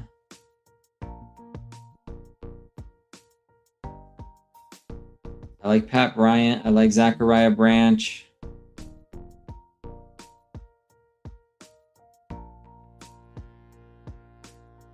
Just thinking this through.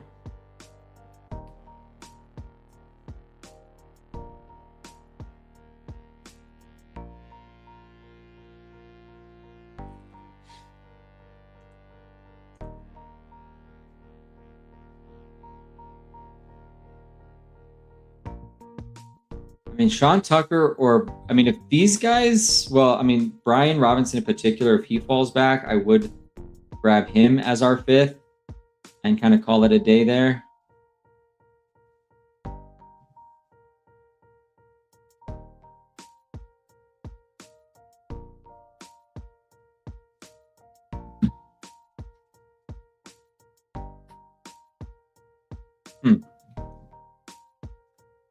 Let's see, what does the ADP say? So yeah, B-Rob, Ray Davis, Sean Tucker.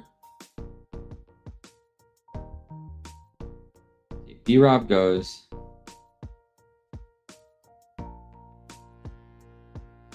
Katron Allen actually makes some sense. Really does, actually.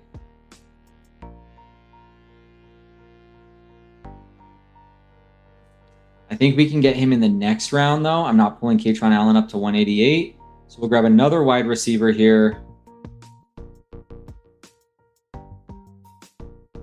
I like Bateman.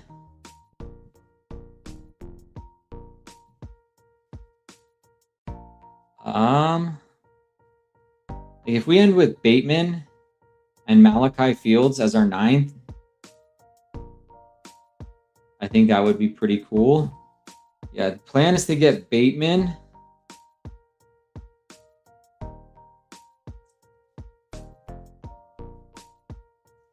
And Malachi. So let's go Bateman.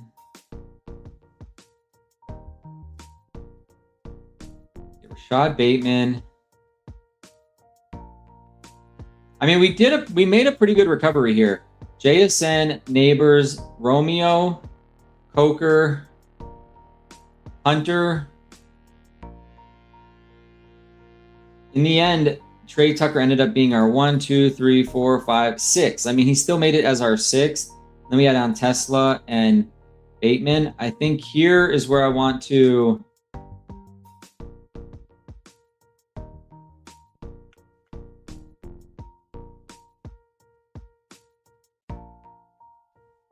I like Ted Hurst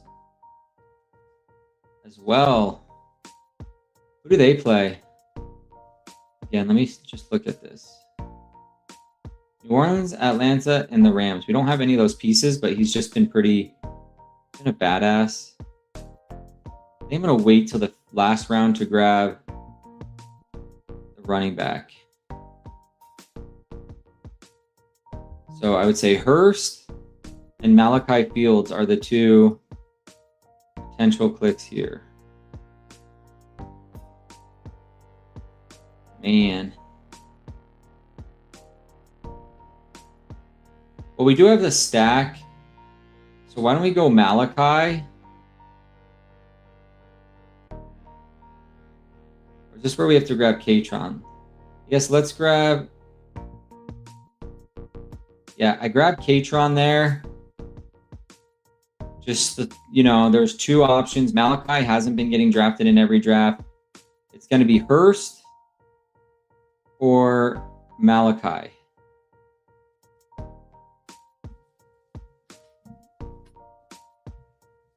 Holy smokes, man. I've had some good luck with these drafts.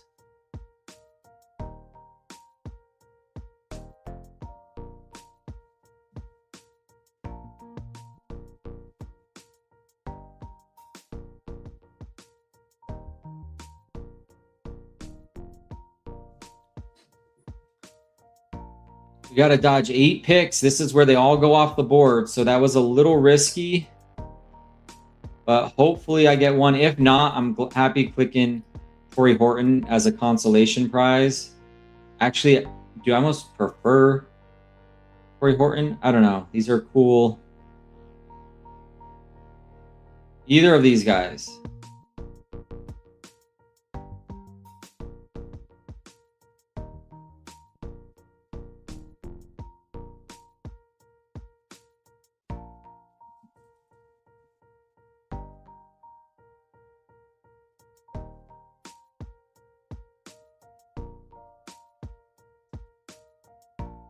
You have to win this tournament. Or the Puppy 3 or BBM. You have to win this tournament, man.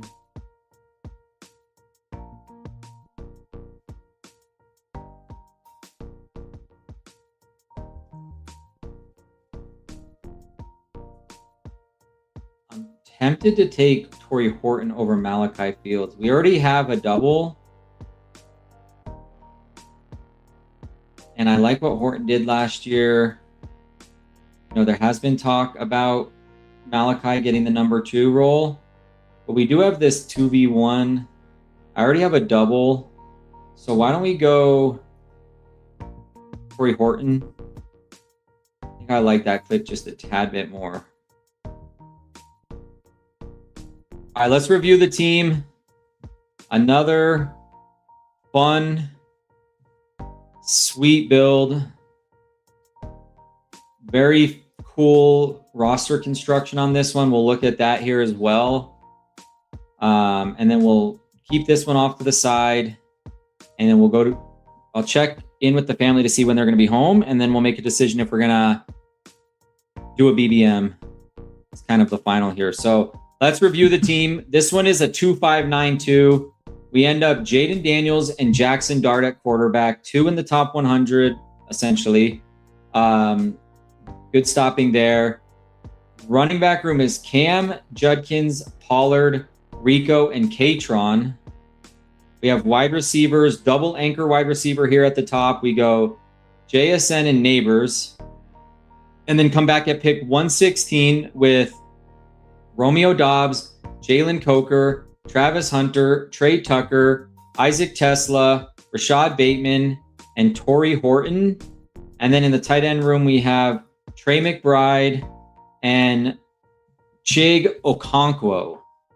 So we get elites at the onesie positions with Trey McBride and Jaden Daniels. We start this off double anchor here with JSN and Neighbors. Build out the middle, build out the running back room here in those middle rounds with Scat, Judkins, Pollard, Dowdle, and then come back at the very end for the stack with Katron Allen. And then we also, so kind of looking at correlation and stacking, we have Daniels stacked up with Katron Allen and Chig Okonkwo, and then we get the bring back here with Travis Hunter. Jackson Dart is stacked up here with Scat and Neighbors. No Cowboys bring back. And then we do the game. We do the Seattle Carolina game. So we end up getting JSN and Torrey Horton. And then on the bring back, we have Coker. We also get the Vegas 1v1 with Tucker and Trey McBride. And then we have a 1v1 here with Pittsburgh, Tony Pollard and Dowdle. So yeah, this is a fire team. I think this one's super fun. You're not going to find this build probably anywhere. I don't think you have to get as unique in like a smaller field tournament with 156 seat final. But let's review the roster construction. I think this is definitely worth like a walkthrough on the construction. So as I mentioned, we go double anchor here with JSN and Neighbors. Then we grab the elite onesie here in McBride. Build out that running back room. We go Scat, Judkins, hit stop for Daniels, come back, Pollard, Dowdle. At that point, you have starter, and someone who's getting 60-40, 40-60, probably in that backfield. So you probably got enough already, but we're gonna add a fifth. Then we grab Dart because we've got the Scat and Neighbors pieces. So we get the double right there. And then we hammer it. We go Romeo, Coker, pit stop to stack up Daniels with Chig. And then it's pretty much, I was joking, but earlier, but it's pretty much, we're pissing wide receivers the rest of the way. So Hunter at 149, get him on a fall. Come back and get Trey Tucker at 164, get him on a fall. Tesla, what was he? 173, is that ADP? Yeah, we get even a little value on Tesla. They're at 173. Bateman at 188. Come back and get Katron for that stack, and then Torrey Horton to finish it all up. And that's gonna do it for this one. So let me keep this one open. I'm gonna just check in with my wife, see if I've got time to do one more. Give me just 1 second, and I'll be right back, and then we'll decide if we're going to do one more or we're going to call it here. So take a 2-minute break, grab some food, grab some water, whatever you got to do, and then come back in a couple minutes. I'll be back in a couple minutes, and we'll decide if this is it, and we're going to call it here, or if we got time for one more. Be right back.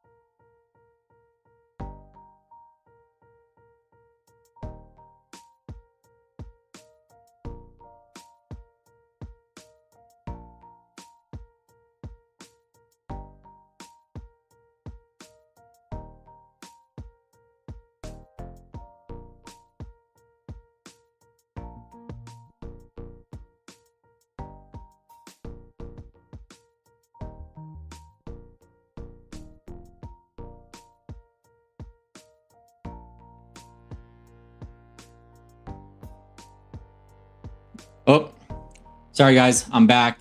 I was on mute. Just doing a quick check-in, make sure I had time here to get one more in, and I do. So we're gonna get it in. We're gonna triple this out today. 3 drafts for you guys. Again, we started with the puppy. That was a banger. We went up to the pit bull. That was a hell of a draft. And now we're gonna move up to BBM. We're gonna just keep climbing up the tournaments here. So then at the very end, we'll review all 3 teams. So I'm kind of just leaving them here. So that at the very, very end, we can look at them one more time and go through the builds. But let's go ahead. I'm going to jump into a BBM real quick.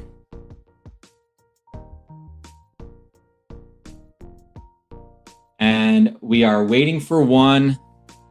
And I just switch a few things up here. We've been working our way up today. First 2 builds we've had some good luck with. We'll see what happens with this third one. You know, now it's going to get intense. $2 million at stake for this one. Of course, you guys know about BBM. You wouldn't be watching this stream if you didn't, but if you are new to best ball or you stumble in here later, I want to be informative. Best Ball Mania 7. This is the flagship contest here on Underdog, the holy grail of best ball tournaments. And we are looking at, we're at a 57% on the fill rate here. This is a $25 entry tournament. You can have 150 max entries, and there's going to be a total of 672,336 entrants in this tournament. We're currently at 358,957. Got to finish top 2 in your pod to make it into the next pod. You get repotted with 14 other winners, and then you have to finish first out of 14 in that second pod. That is the hardest week. You make it through that week 15 cut down, week 16, 1 out of 12. And if you make it through that, you find yourself in a 667 seat final with a chance to win $2 million. First place gets $2 million. Second place gets $1 million. Third place gets 500,000. So we're crowning 2 millionaires in this tournament. We landed the 8 hole for this one. Looking at my exposures, I would be, I'd say if we get St. Brown, I'd be cool St. Brown. If St. Brown goes, I'm pretty overexposed to Jonathan Taylor. Okay, we do get St. Brown. So we're going to just take St. Brown. We've had some good luck today, and the luck continues. St. Brown it is. Let me open up the blinds a little, maybe a little bit more light in here. Just try to open it up without turning on my what do you call it? The ring. It's not a ring, but you know, you get the idea. I was gonna say if St. Brown went there, I wasn't opposed to pulling up. I wasn't opposed to pulling up Cook there because I'm lower exposed on Cook, and I think that would be kind of fun from like a uniqueness perspective. Here, I'm going to be either Chaser or Henry. I like my 8chan exposure. Yeah. Let's go Derrick Henry on this one. Don't take a ton of Henry. I mean, I'm fine. I'm like pretty much at market on him. This is the Sam Sherman Open from BBM 6, if I recall. I think this is what his start was. I could be wrong on that, but I know he had both St. Brown, and Henry on his build. So we'll do the Sam Sherman special today. And we're going to open this one with Amon-Ra St. Brown at 8 and Derrick Henry here at pick 17. Big dog's got to eat, folks. The big dog has got to eat. And we're feeding him. We are feeding him, and we are going to win this tournament. We're going to find a way to pull it off. I don't know how we're going to do it, but we're going to do it.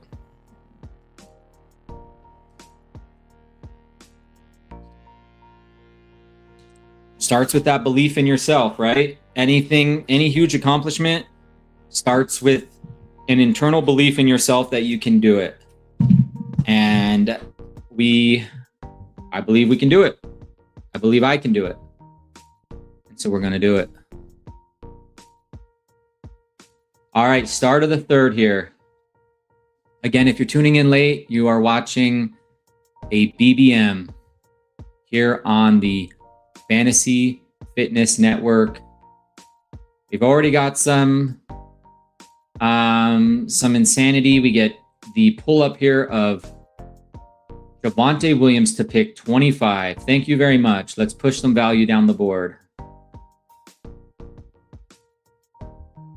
I did consider the Brown start. I did consider the London start. I wasn't going to do Neighbors there. I think I did that maybe early on once, but no, this was all about getting a nice balanced start in this one, letting other people, you know, galaxy brain their way, and we'll just see what they leave us.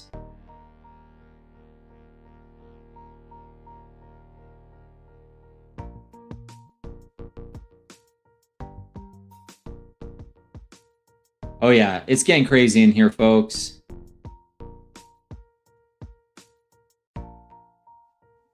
Let's go Trey McBride. I've been waiting for a Trey McBride share in BBM at 32. It's been hard to get. I've been getting clipped. So we go Trey McBride there. The way that this board is shaping up, people are doing some goofy things, and I will take advantage of it at this spot on the board. I did like Zay there, of course. I have 20% Zay in BBM, and I have 4.5% Trey McBride. And obviously at this price, harder to get him at 32. So I want to go ahead and do that. We've got 3 elites at 3 different position groups. Yeah, this is perfect.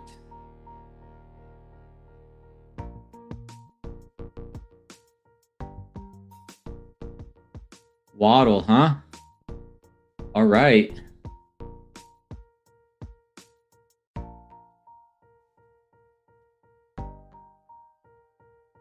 Okay, Garrett Wilson goes. So I am looking at probably Josh Jacobs here. I think Jacobs is the play. Go ahead and grab Josh Jacobs. Generally been avoiding him, but at this spot, I know what's on the board there. I think he was the click. So go ahead and grab Josh Jacobs here. We're going to anchor up here with St. Brown. So anchor wide receiver, St. Brown. We get Henry. Come back and get McBride at 32 and Jacobs at 41.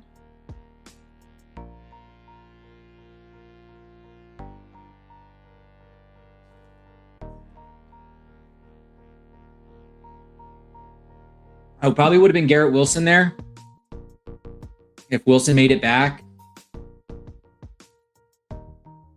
I don't mind Burden there, but I don't love him. I've gotten him many times over in this part of the board. Plus, he's hurt. You know, there was a chance. I just got him at 59 in my puppy. So you never know how rooms are going to react. And I figured, you know, I got him at 59. Maybe he comes back to 56. So I wasn't going to take him there. I could have went Loveland and done the double elite tight end thing. It's got a pretty low success rate. I'm not saying it can't hit, If you wanted to pull up Toot in there, you could do that. That feels a little cute, but I mean, I could get there maybe. Or you could pull up Swift to 42 if you want the correlation. Those are all things that crossed my mind, but ultimately, I think Jacobs at 42. Anchor wide receiver here with St. Brown. It all makes some pretty good sense. Here, we'll see what comes back.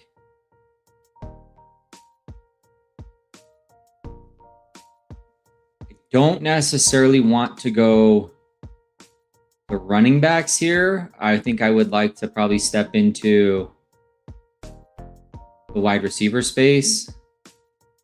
I think Rome's interesting. I think DJ Moore is interesting. Rome sometimes comes back. Christian Watson's also interesting.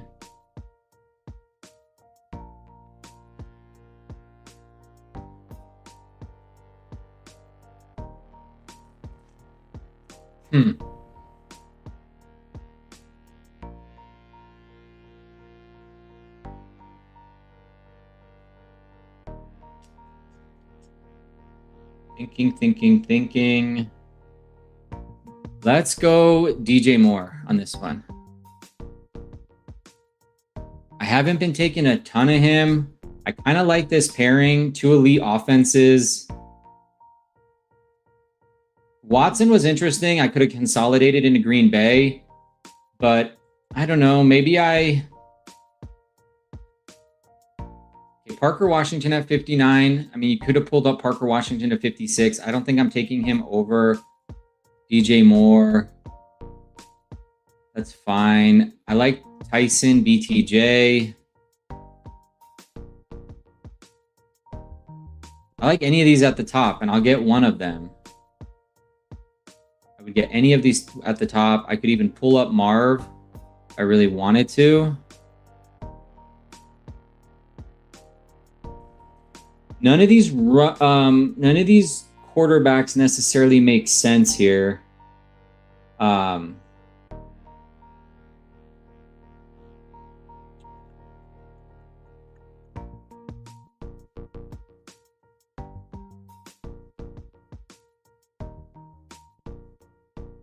BBM makes you think. BBM makes you think. Let's go.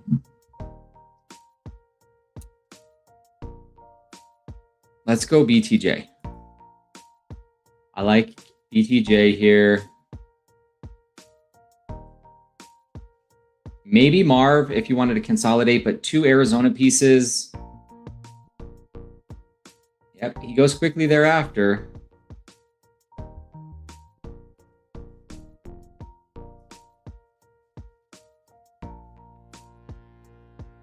This is a fun start though. So let's do a quick recap of this team. We are through 6 rounds. We have a 0-2-3-1 start. Derrick Henry, Josh Jacobs, St. Brown, DJ Moore, and BTJ, and then Trey McBride at tight end. Nothing super crazy. Haven't had a moment to necessarily get unique yet, but we'll kind of just see what the board wants to give us. What's up with Jaden Reed? Oh, he's nursing an ankle injury.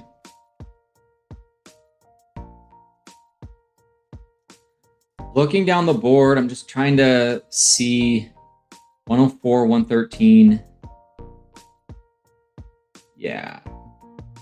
I think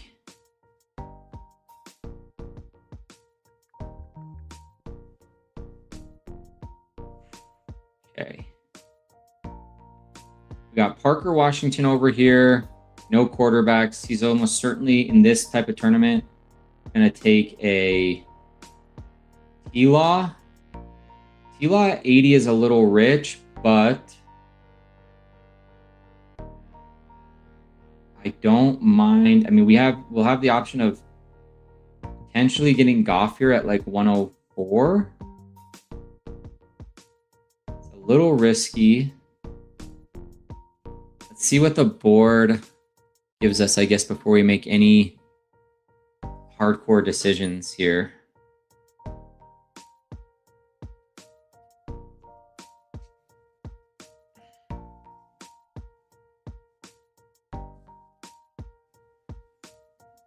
Man, they make you think, don't they?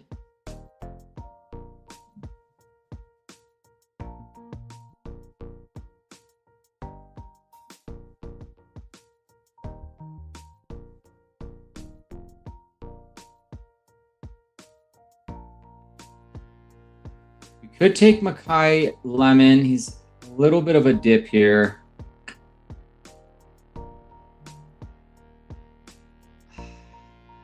Let's go Pollard.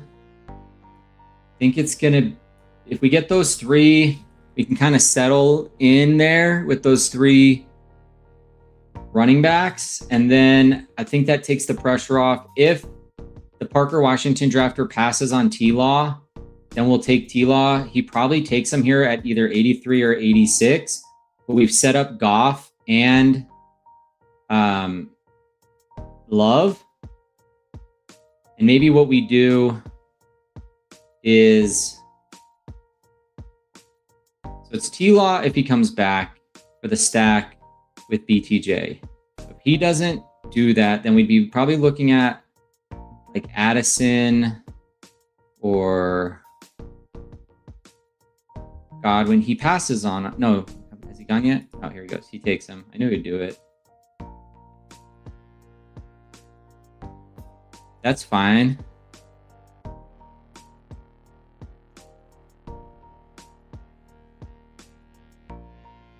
I think it's running back. Is it running back here?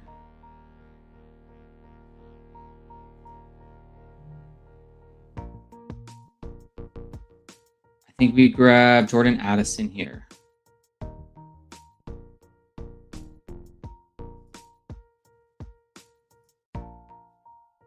Grab Jordan Addison here at 89. The other option would have been like, you know, RJ Harvey or Blake Corum, something like that. But I like the idea of trying to get Jared Goff. Now we could go Matthew Golden and then come back and try to get Love. I'm looking here, Christian Watson. We lose some board positioning here with Christian Watson to our right. So we might get sniped. Yeah, and he's pushing quarterback too. So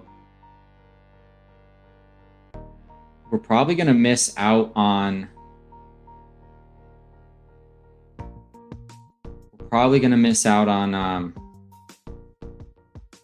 on Love, because this guy's probably gonna take Love at 112. I'm looking for the redrafters over here, right? So he's got Hurts. I don't think he's gonna take Love at 101. He'd probably be looking for a fall on Love here at 116.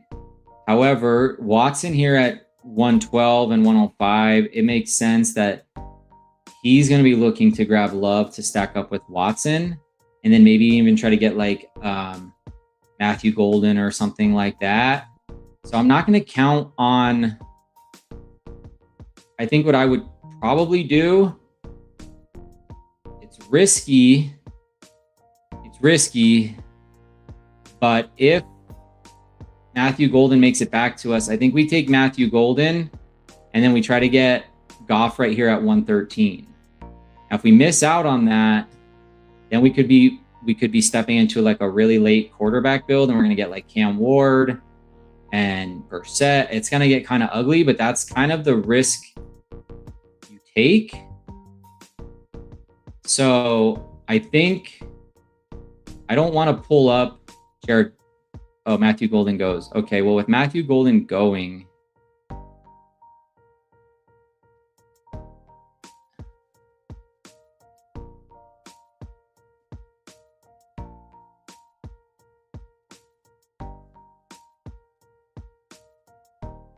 Oh, we didn't get the Matthew Golden piece. So now, I guess you just take... I guess you grab Gainwell or Manungai. Maybe we grab Manungai or Mason. Let's grab Corey Krosky-Merritt. Okay, we grab Krosky-Merritt here at 104. Kind of pair him up with this Jacksonville piece. And then what we're going to do is come back and get either Goff or Love. If they both go, well, then it's like there's all sorts of other like backstacking options. But we take JCM here. That's our fourth. We just tack a fifth on whenever. I don't care at this point. We get the 1v1 here with those with that piece. I'm sure he would have been gone on the way back. He's been getting steam. So we get the JCM piece. Got a shit ton of Rashad White, so I need to get some more JCM, and he's been pumping up the board, and this is BBM, so makes sense. I don't take, where is the, well, yeah, so I'm almost certain he's going to take Love here.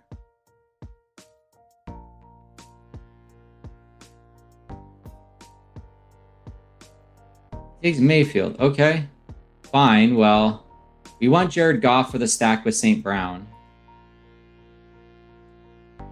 Rashad White's there, but we need a quarterback, and we have the St. Brown piece. So we want Jared Goff, St. Brown, and then maybe Kyler falls back to us.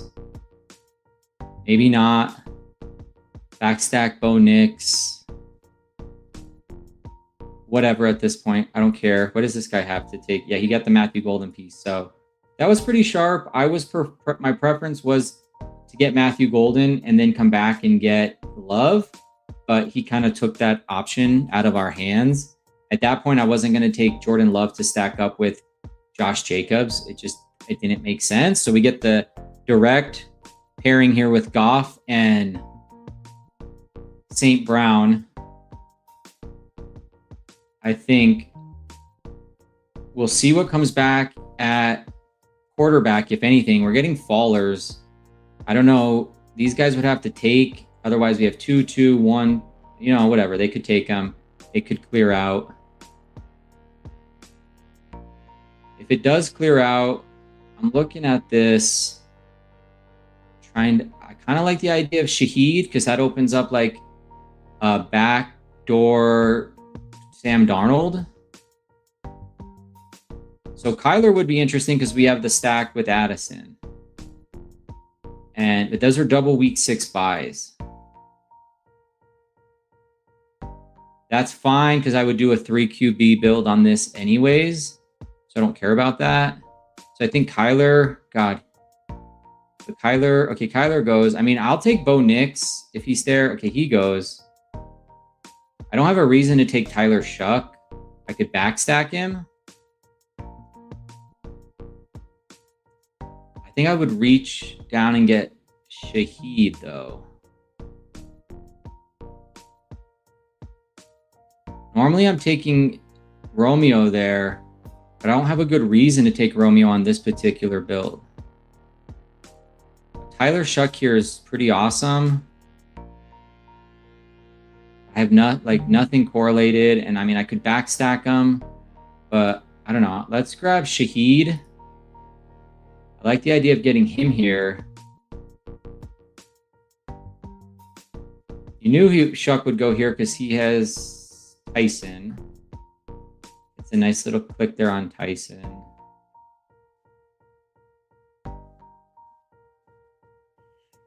Here I would be Goddard, potentially, or I like Chig. C-Rod.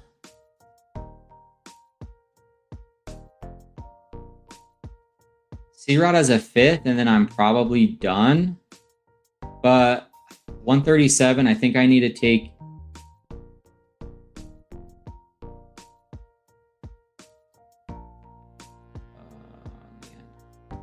Let's C-Rod. What's 152? I don't like the idea of passing on that. The guy that has JSN here at 5, he's got 2 quarterbacks. If the one on the end, maybe I risk it.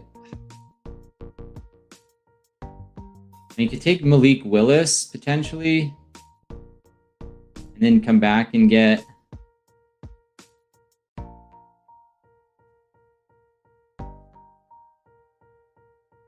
I mean, the Malik Willis rushing upside is good. I don't need a stack Shaheed, so if he comes back, I mean, what's his... he's got 2 with Herbert and Love, so I don't know if he's going to take...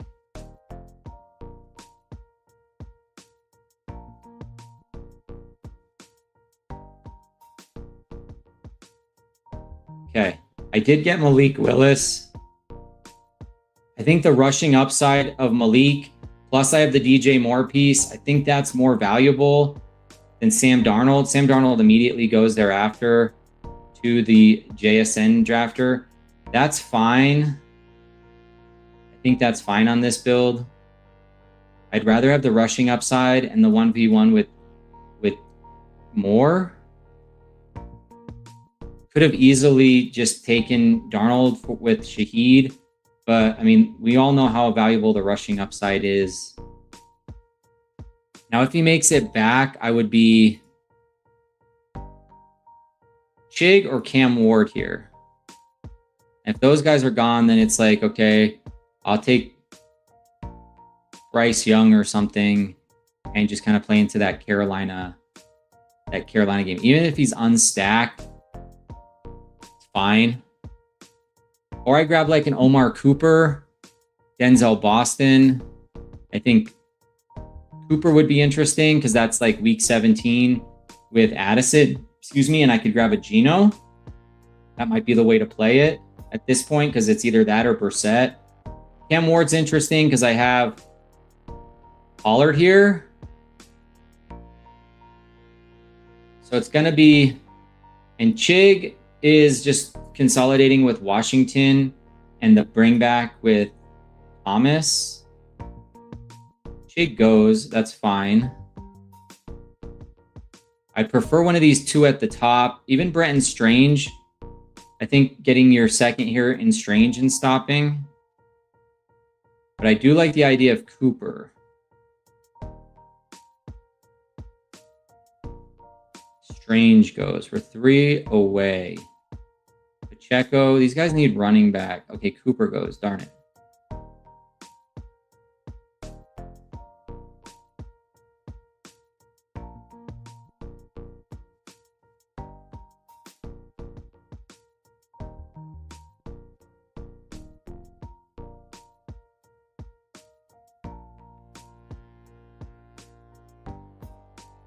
He takes Trey Harris, so let's grab Cam Ward here. He's by week 9.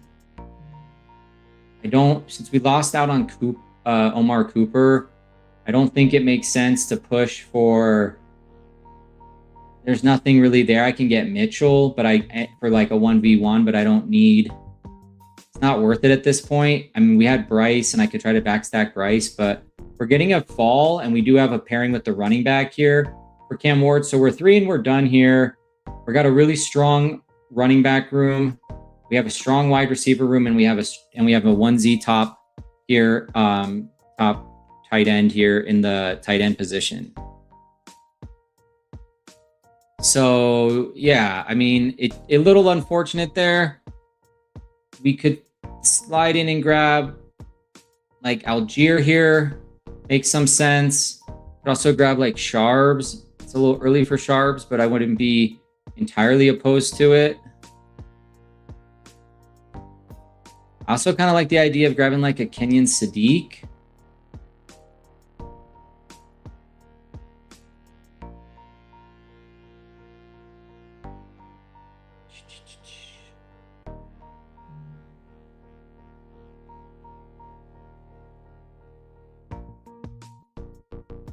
Let's go Sharbs. We can stop at 5. If he comes back in the back half, we're playing the money weeks.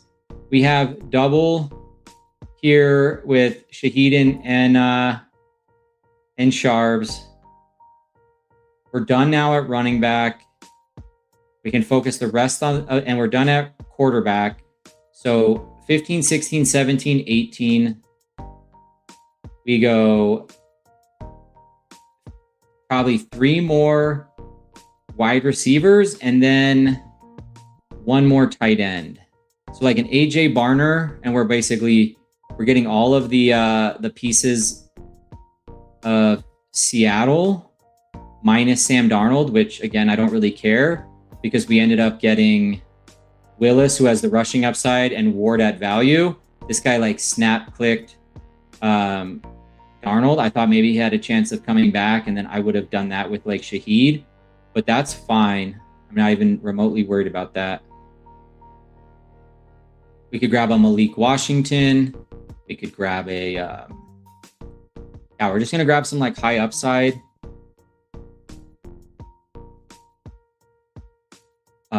Wide receivers. And then we're going to tack on 1 more tight end. What's up, Hartman? Good to see you, buddy. I saw you streaming, and there's a few people streaming right now. So like the rooms have been pretty light.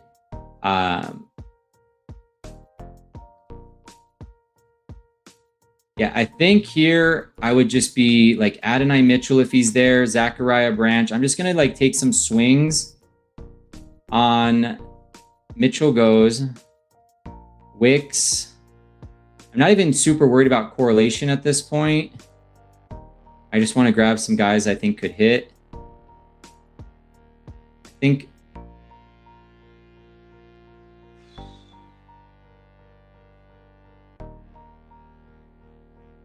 let's see.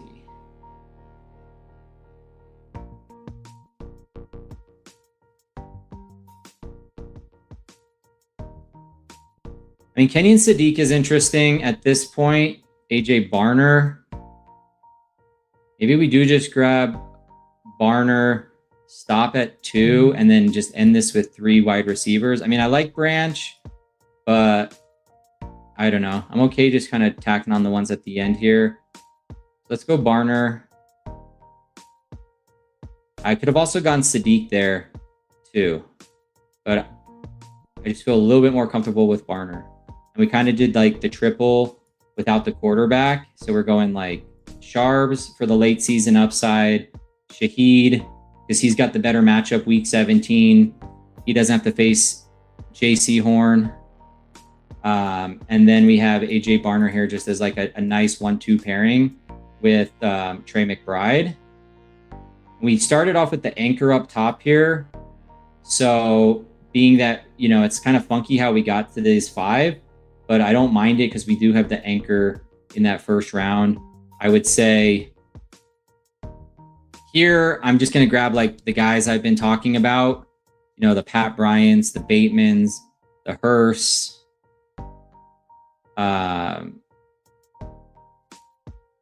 Torrey Horton.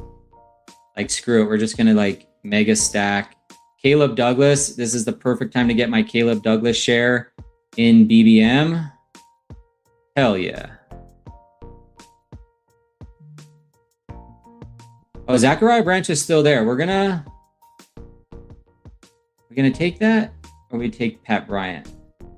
Let's go Zachariah Branch. He's higher in ADP. I think we get a chance to get Bryant back. He could go, but if he does go, that's fine. It's not like I have any correlation here. Getting a good price on Zachariah Branch. So we grab him here at 185. That's really just like the rookie upside click. He's been looking good in camp. I don't have any correlation necessarily with that one. Atlanta. But yeah, I do. Washington. I have some Washington pieces. Tampa and New Orleans. So that's cool. Add him here as our 6th. And then we're 12 picks away. We're kind of in that. Pat's been getting pulled up, so I'm not counting on him. But Pat, Jacoby Lane, he's been getting some buzz. We have Rashad Bateman. I did pass up on Romeo on this one, so you could argue, you know, maybe Booty. And then there's like the guys that are off the radar, like Ellick, Ao Manor. We could put him on here. I don't know how he's been looking in camp, but as like a low ownership piece in a big tournament like this. Kind of curious if there's been any buzz on Alec.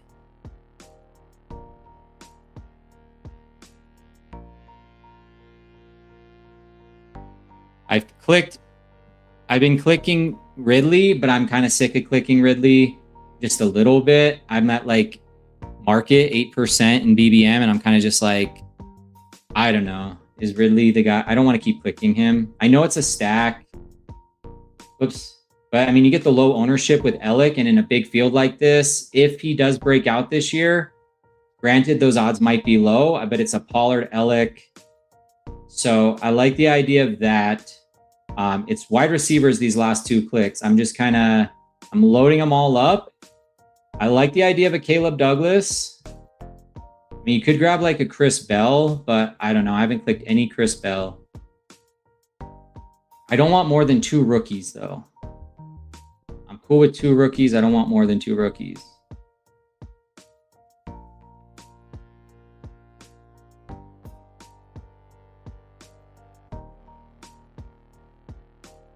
Pat goes. I figured he would go just before. Did it go to a Pat? Yeah, he goes to Bo.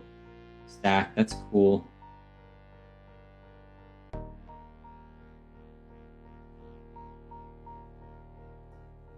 All right, let's grab Bateman. And then we're going to either take Caleb Douglas, Ted Hurst, Torrey Horton, or Alec. I'm already like, I have Seattle. So let's, for the sake of this one, I'm going to take out Torrey Horton, and we'll go. I don't want to go double Baltimore, so I'm going to eliminate Jacoby Lane on this one. It'll either be Hurst. Hurst does play. It's going to be it's going to be between these 3 most likely. We mentioned here we have Atlanta with Tampa. So I have that, that would be 2 rookies. So it's going to be something like that. Alex sounds kind of intriguing. I'm not going to lie. So does Caleb Douglas.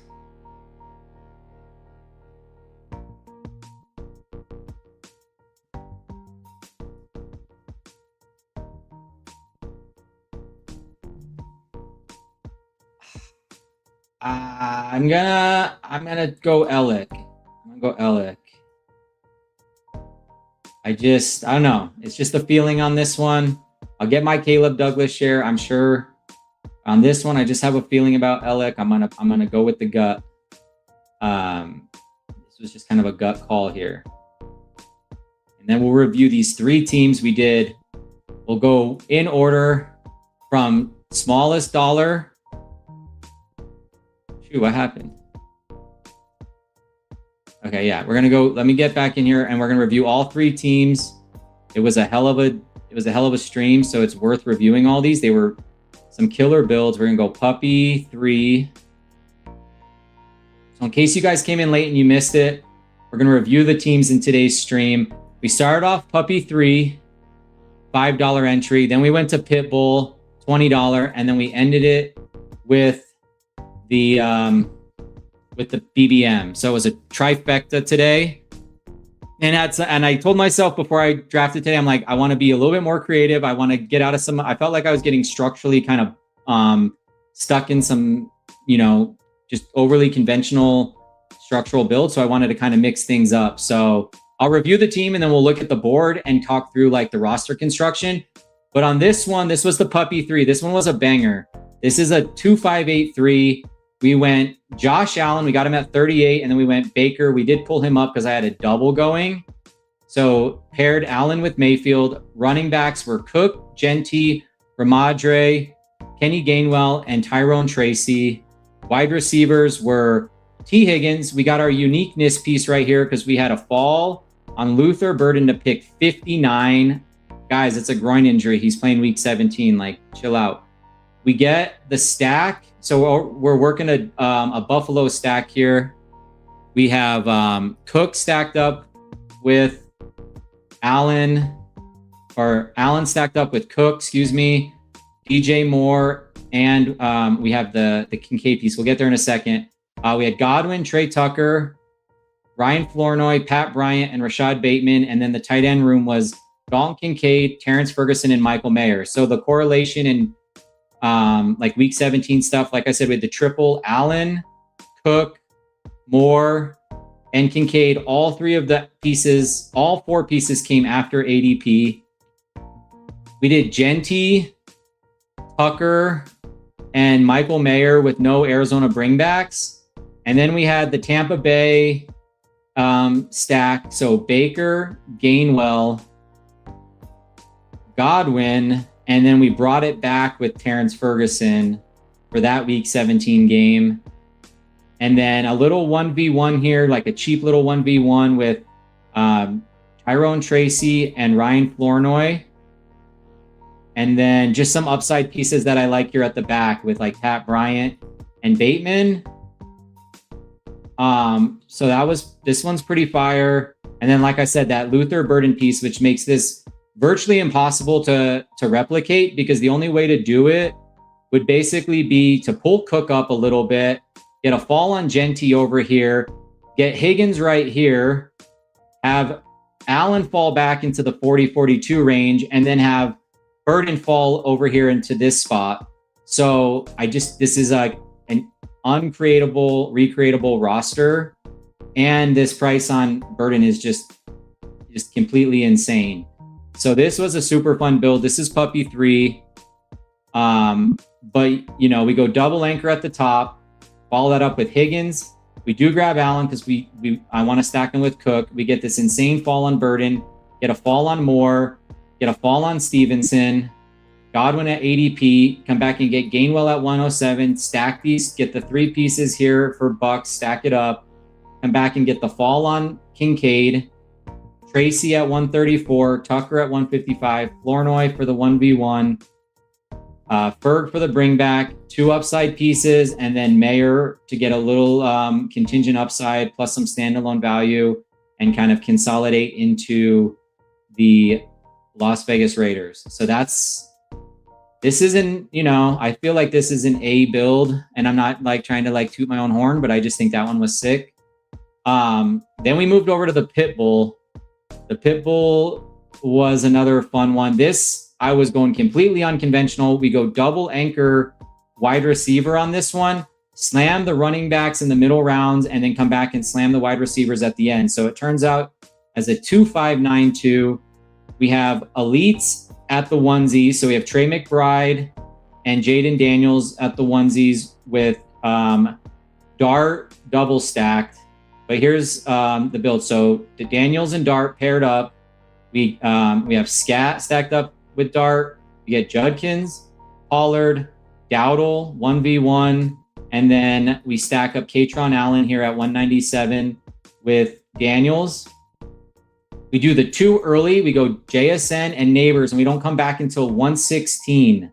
And then we just slam wide receivers the rest of the time. So Dobbs, Coker, Hunter for the bring back. Trey Tucker falls to 164. And we get the 1v1 with McBride. We get Isaac Tesla here on a little bit of a fall, Rashad Bateman and Torrey Horton. So when you look at the roster construction, you see double anchor, wide receiver, grab the elite onesie tight end, slam the running backs in the middle round, Scat, Judkins, hit stop for Daniels, Pollard, Dowdle, grab Dart because we have the Scat Neighbors stack that we want to leverage. And then it's lots of yellow the rest of the way. Dobbs at 116, Coker for the 1v1 with JSN. We get Chig stacked up, and then we get the bring back with Hunter at 149. Tucker falls to 164. Tesla, Bateman, Allen, and then Torrey Horton here to wrap it up at 212. Totally wild, fun build. But with the double hammers at the top, that basically afforded me, and maybe I pushed it a little too far, but with how everything fell, this was just the way I wanted to play it. 2-5-9-2 on that one. That's a pit bull.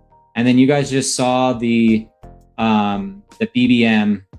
So this is 3582, we have Jared Goff, Malik Willis, and Cam Ward. Running backs, Derrick Henry, Josh Jacobs. So 2 hammers up top.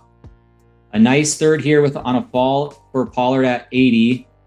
Pull up JCM because I can't get this guy to save my life. So I forced it a little bit at 104. And then we get Sharps for the week 17. Hopefully he's playing.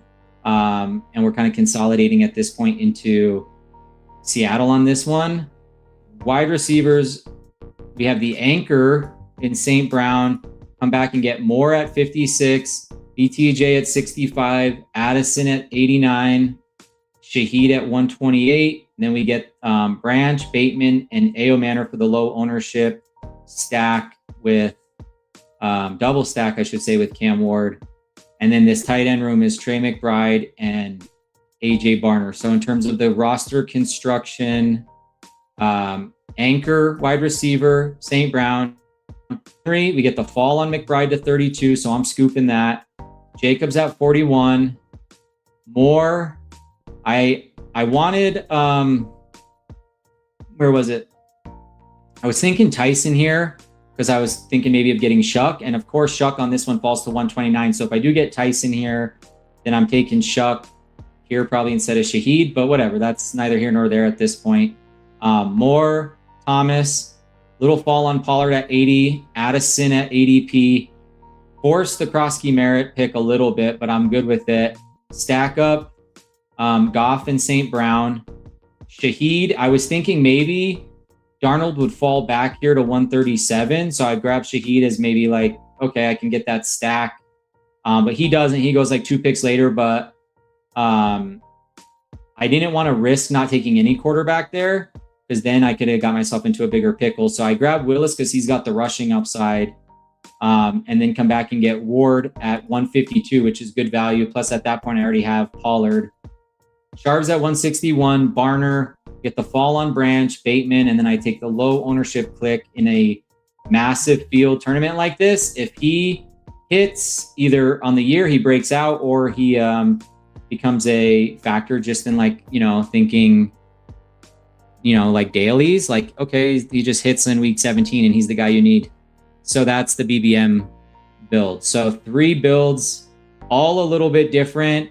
I definitely tested my skills a bit, I would say. But yeah, I'm happy with all 3 of these builds.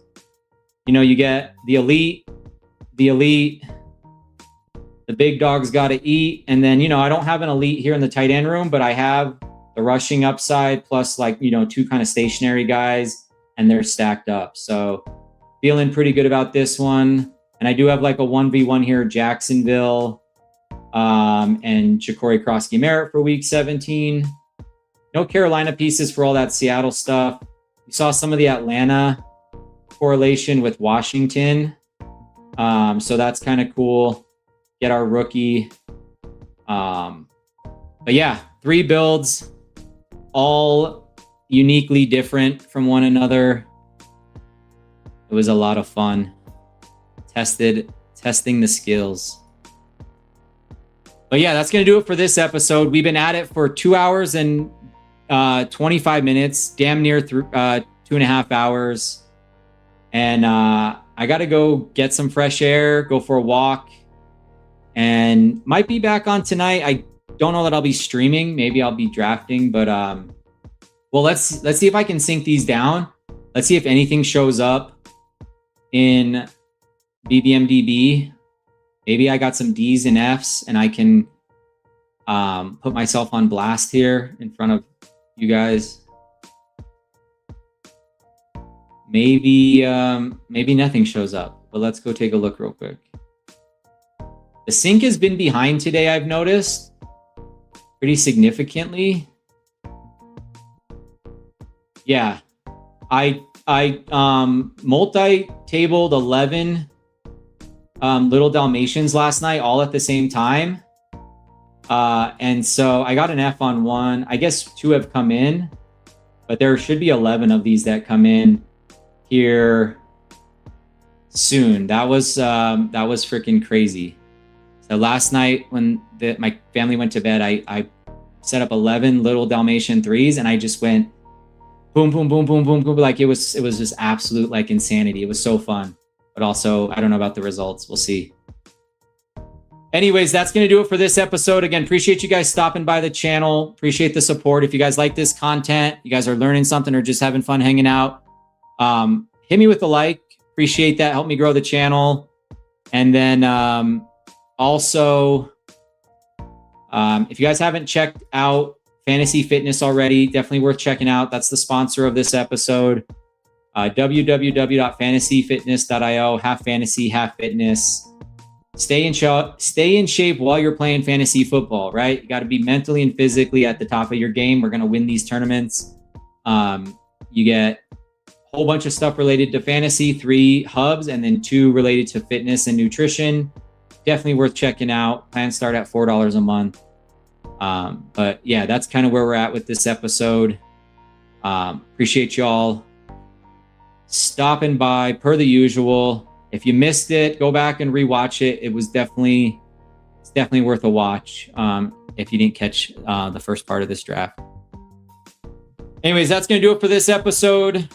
I will be on throughout the week. I'm going to be co-streaming with Who Hames on Wednesday afternoon. So set your alarms or your calendar, whatever the saying is, for Wednesday afternoon. Who Hames will be on the channel. You're not going to want to miss that one.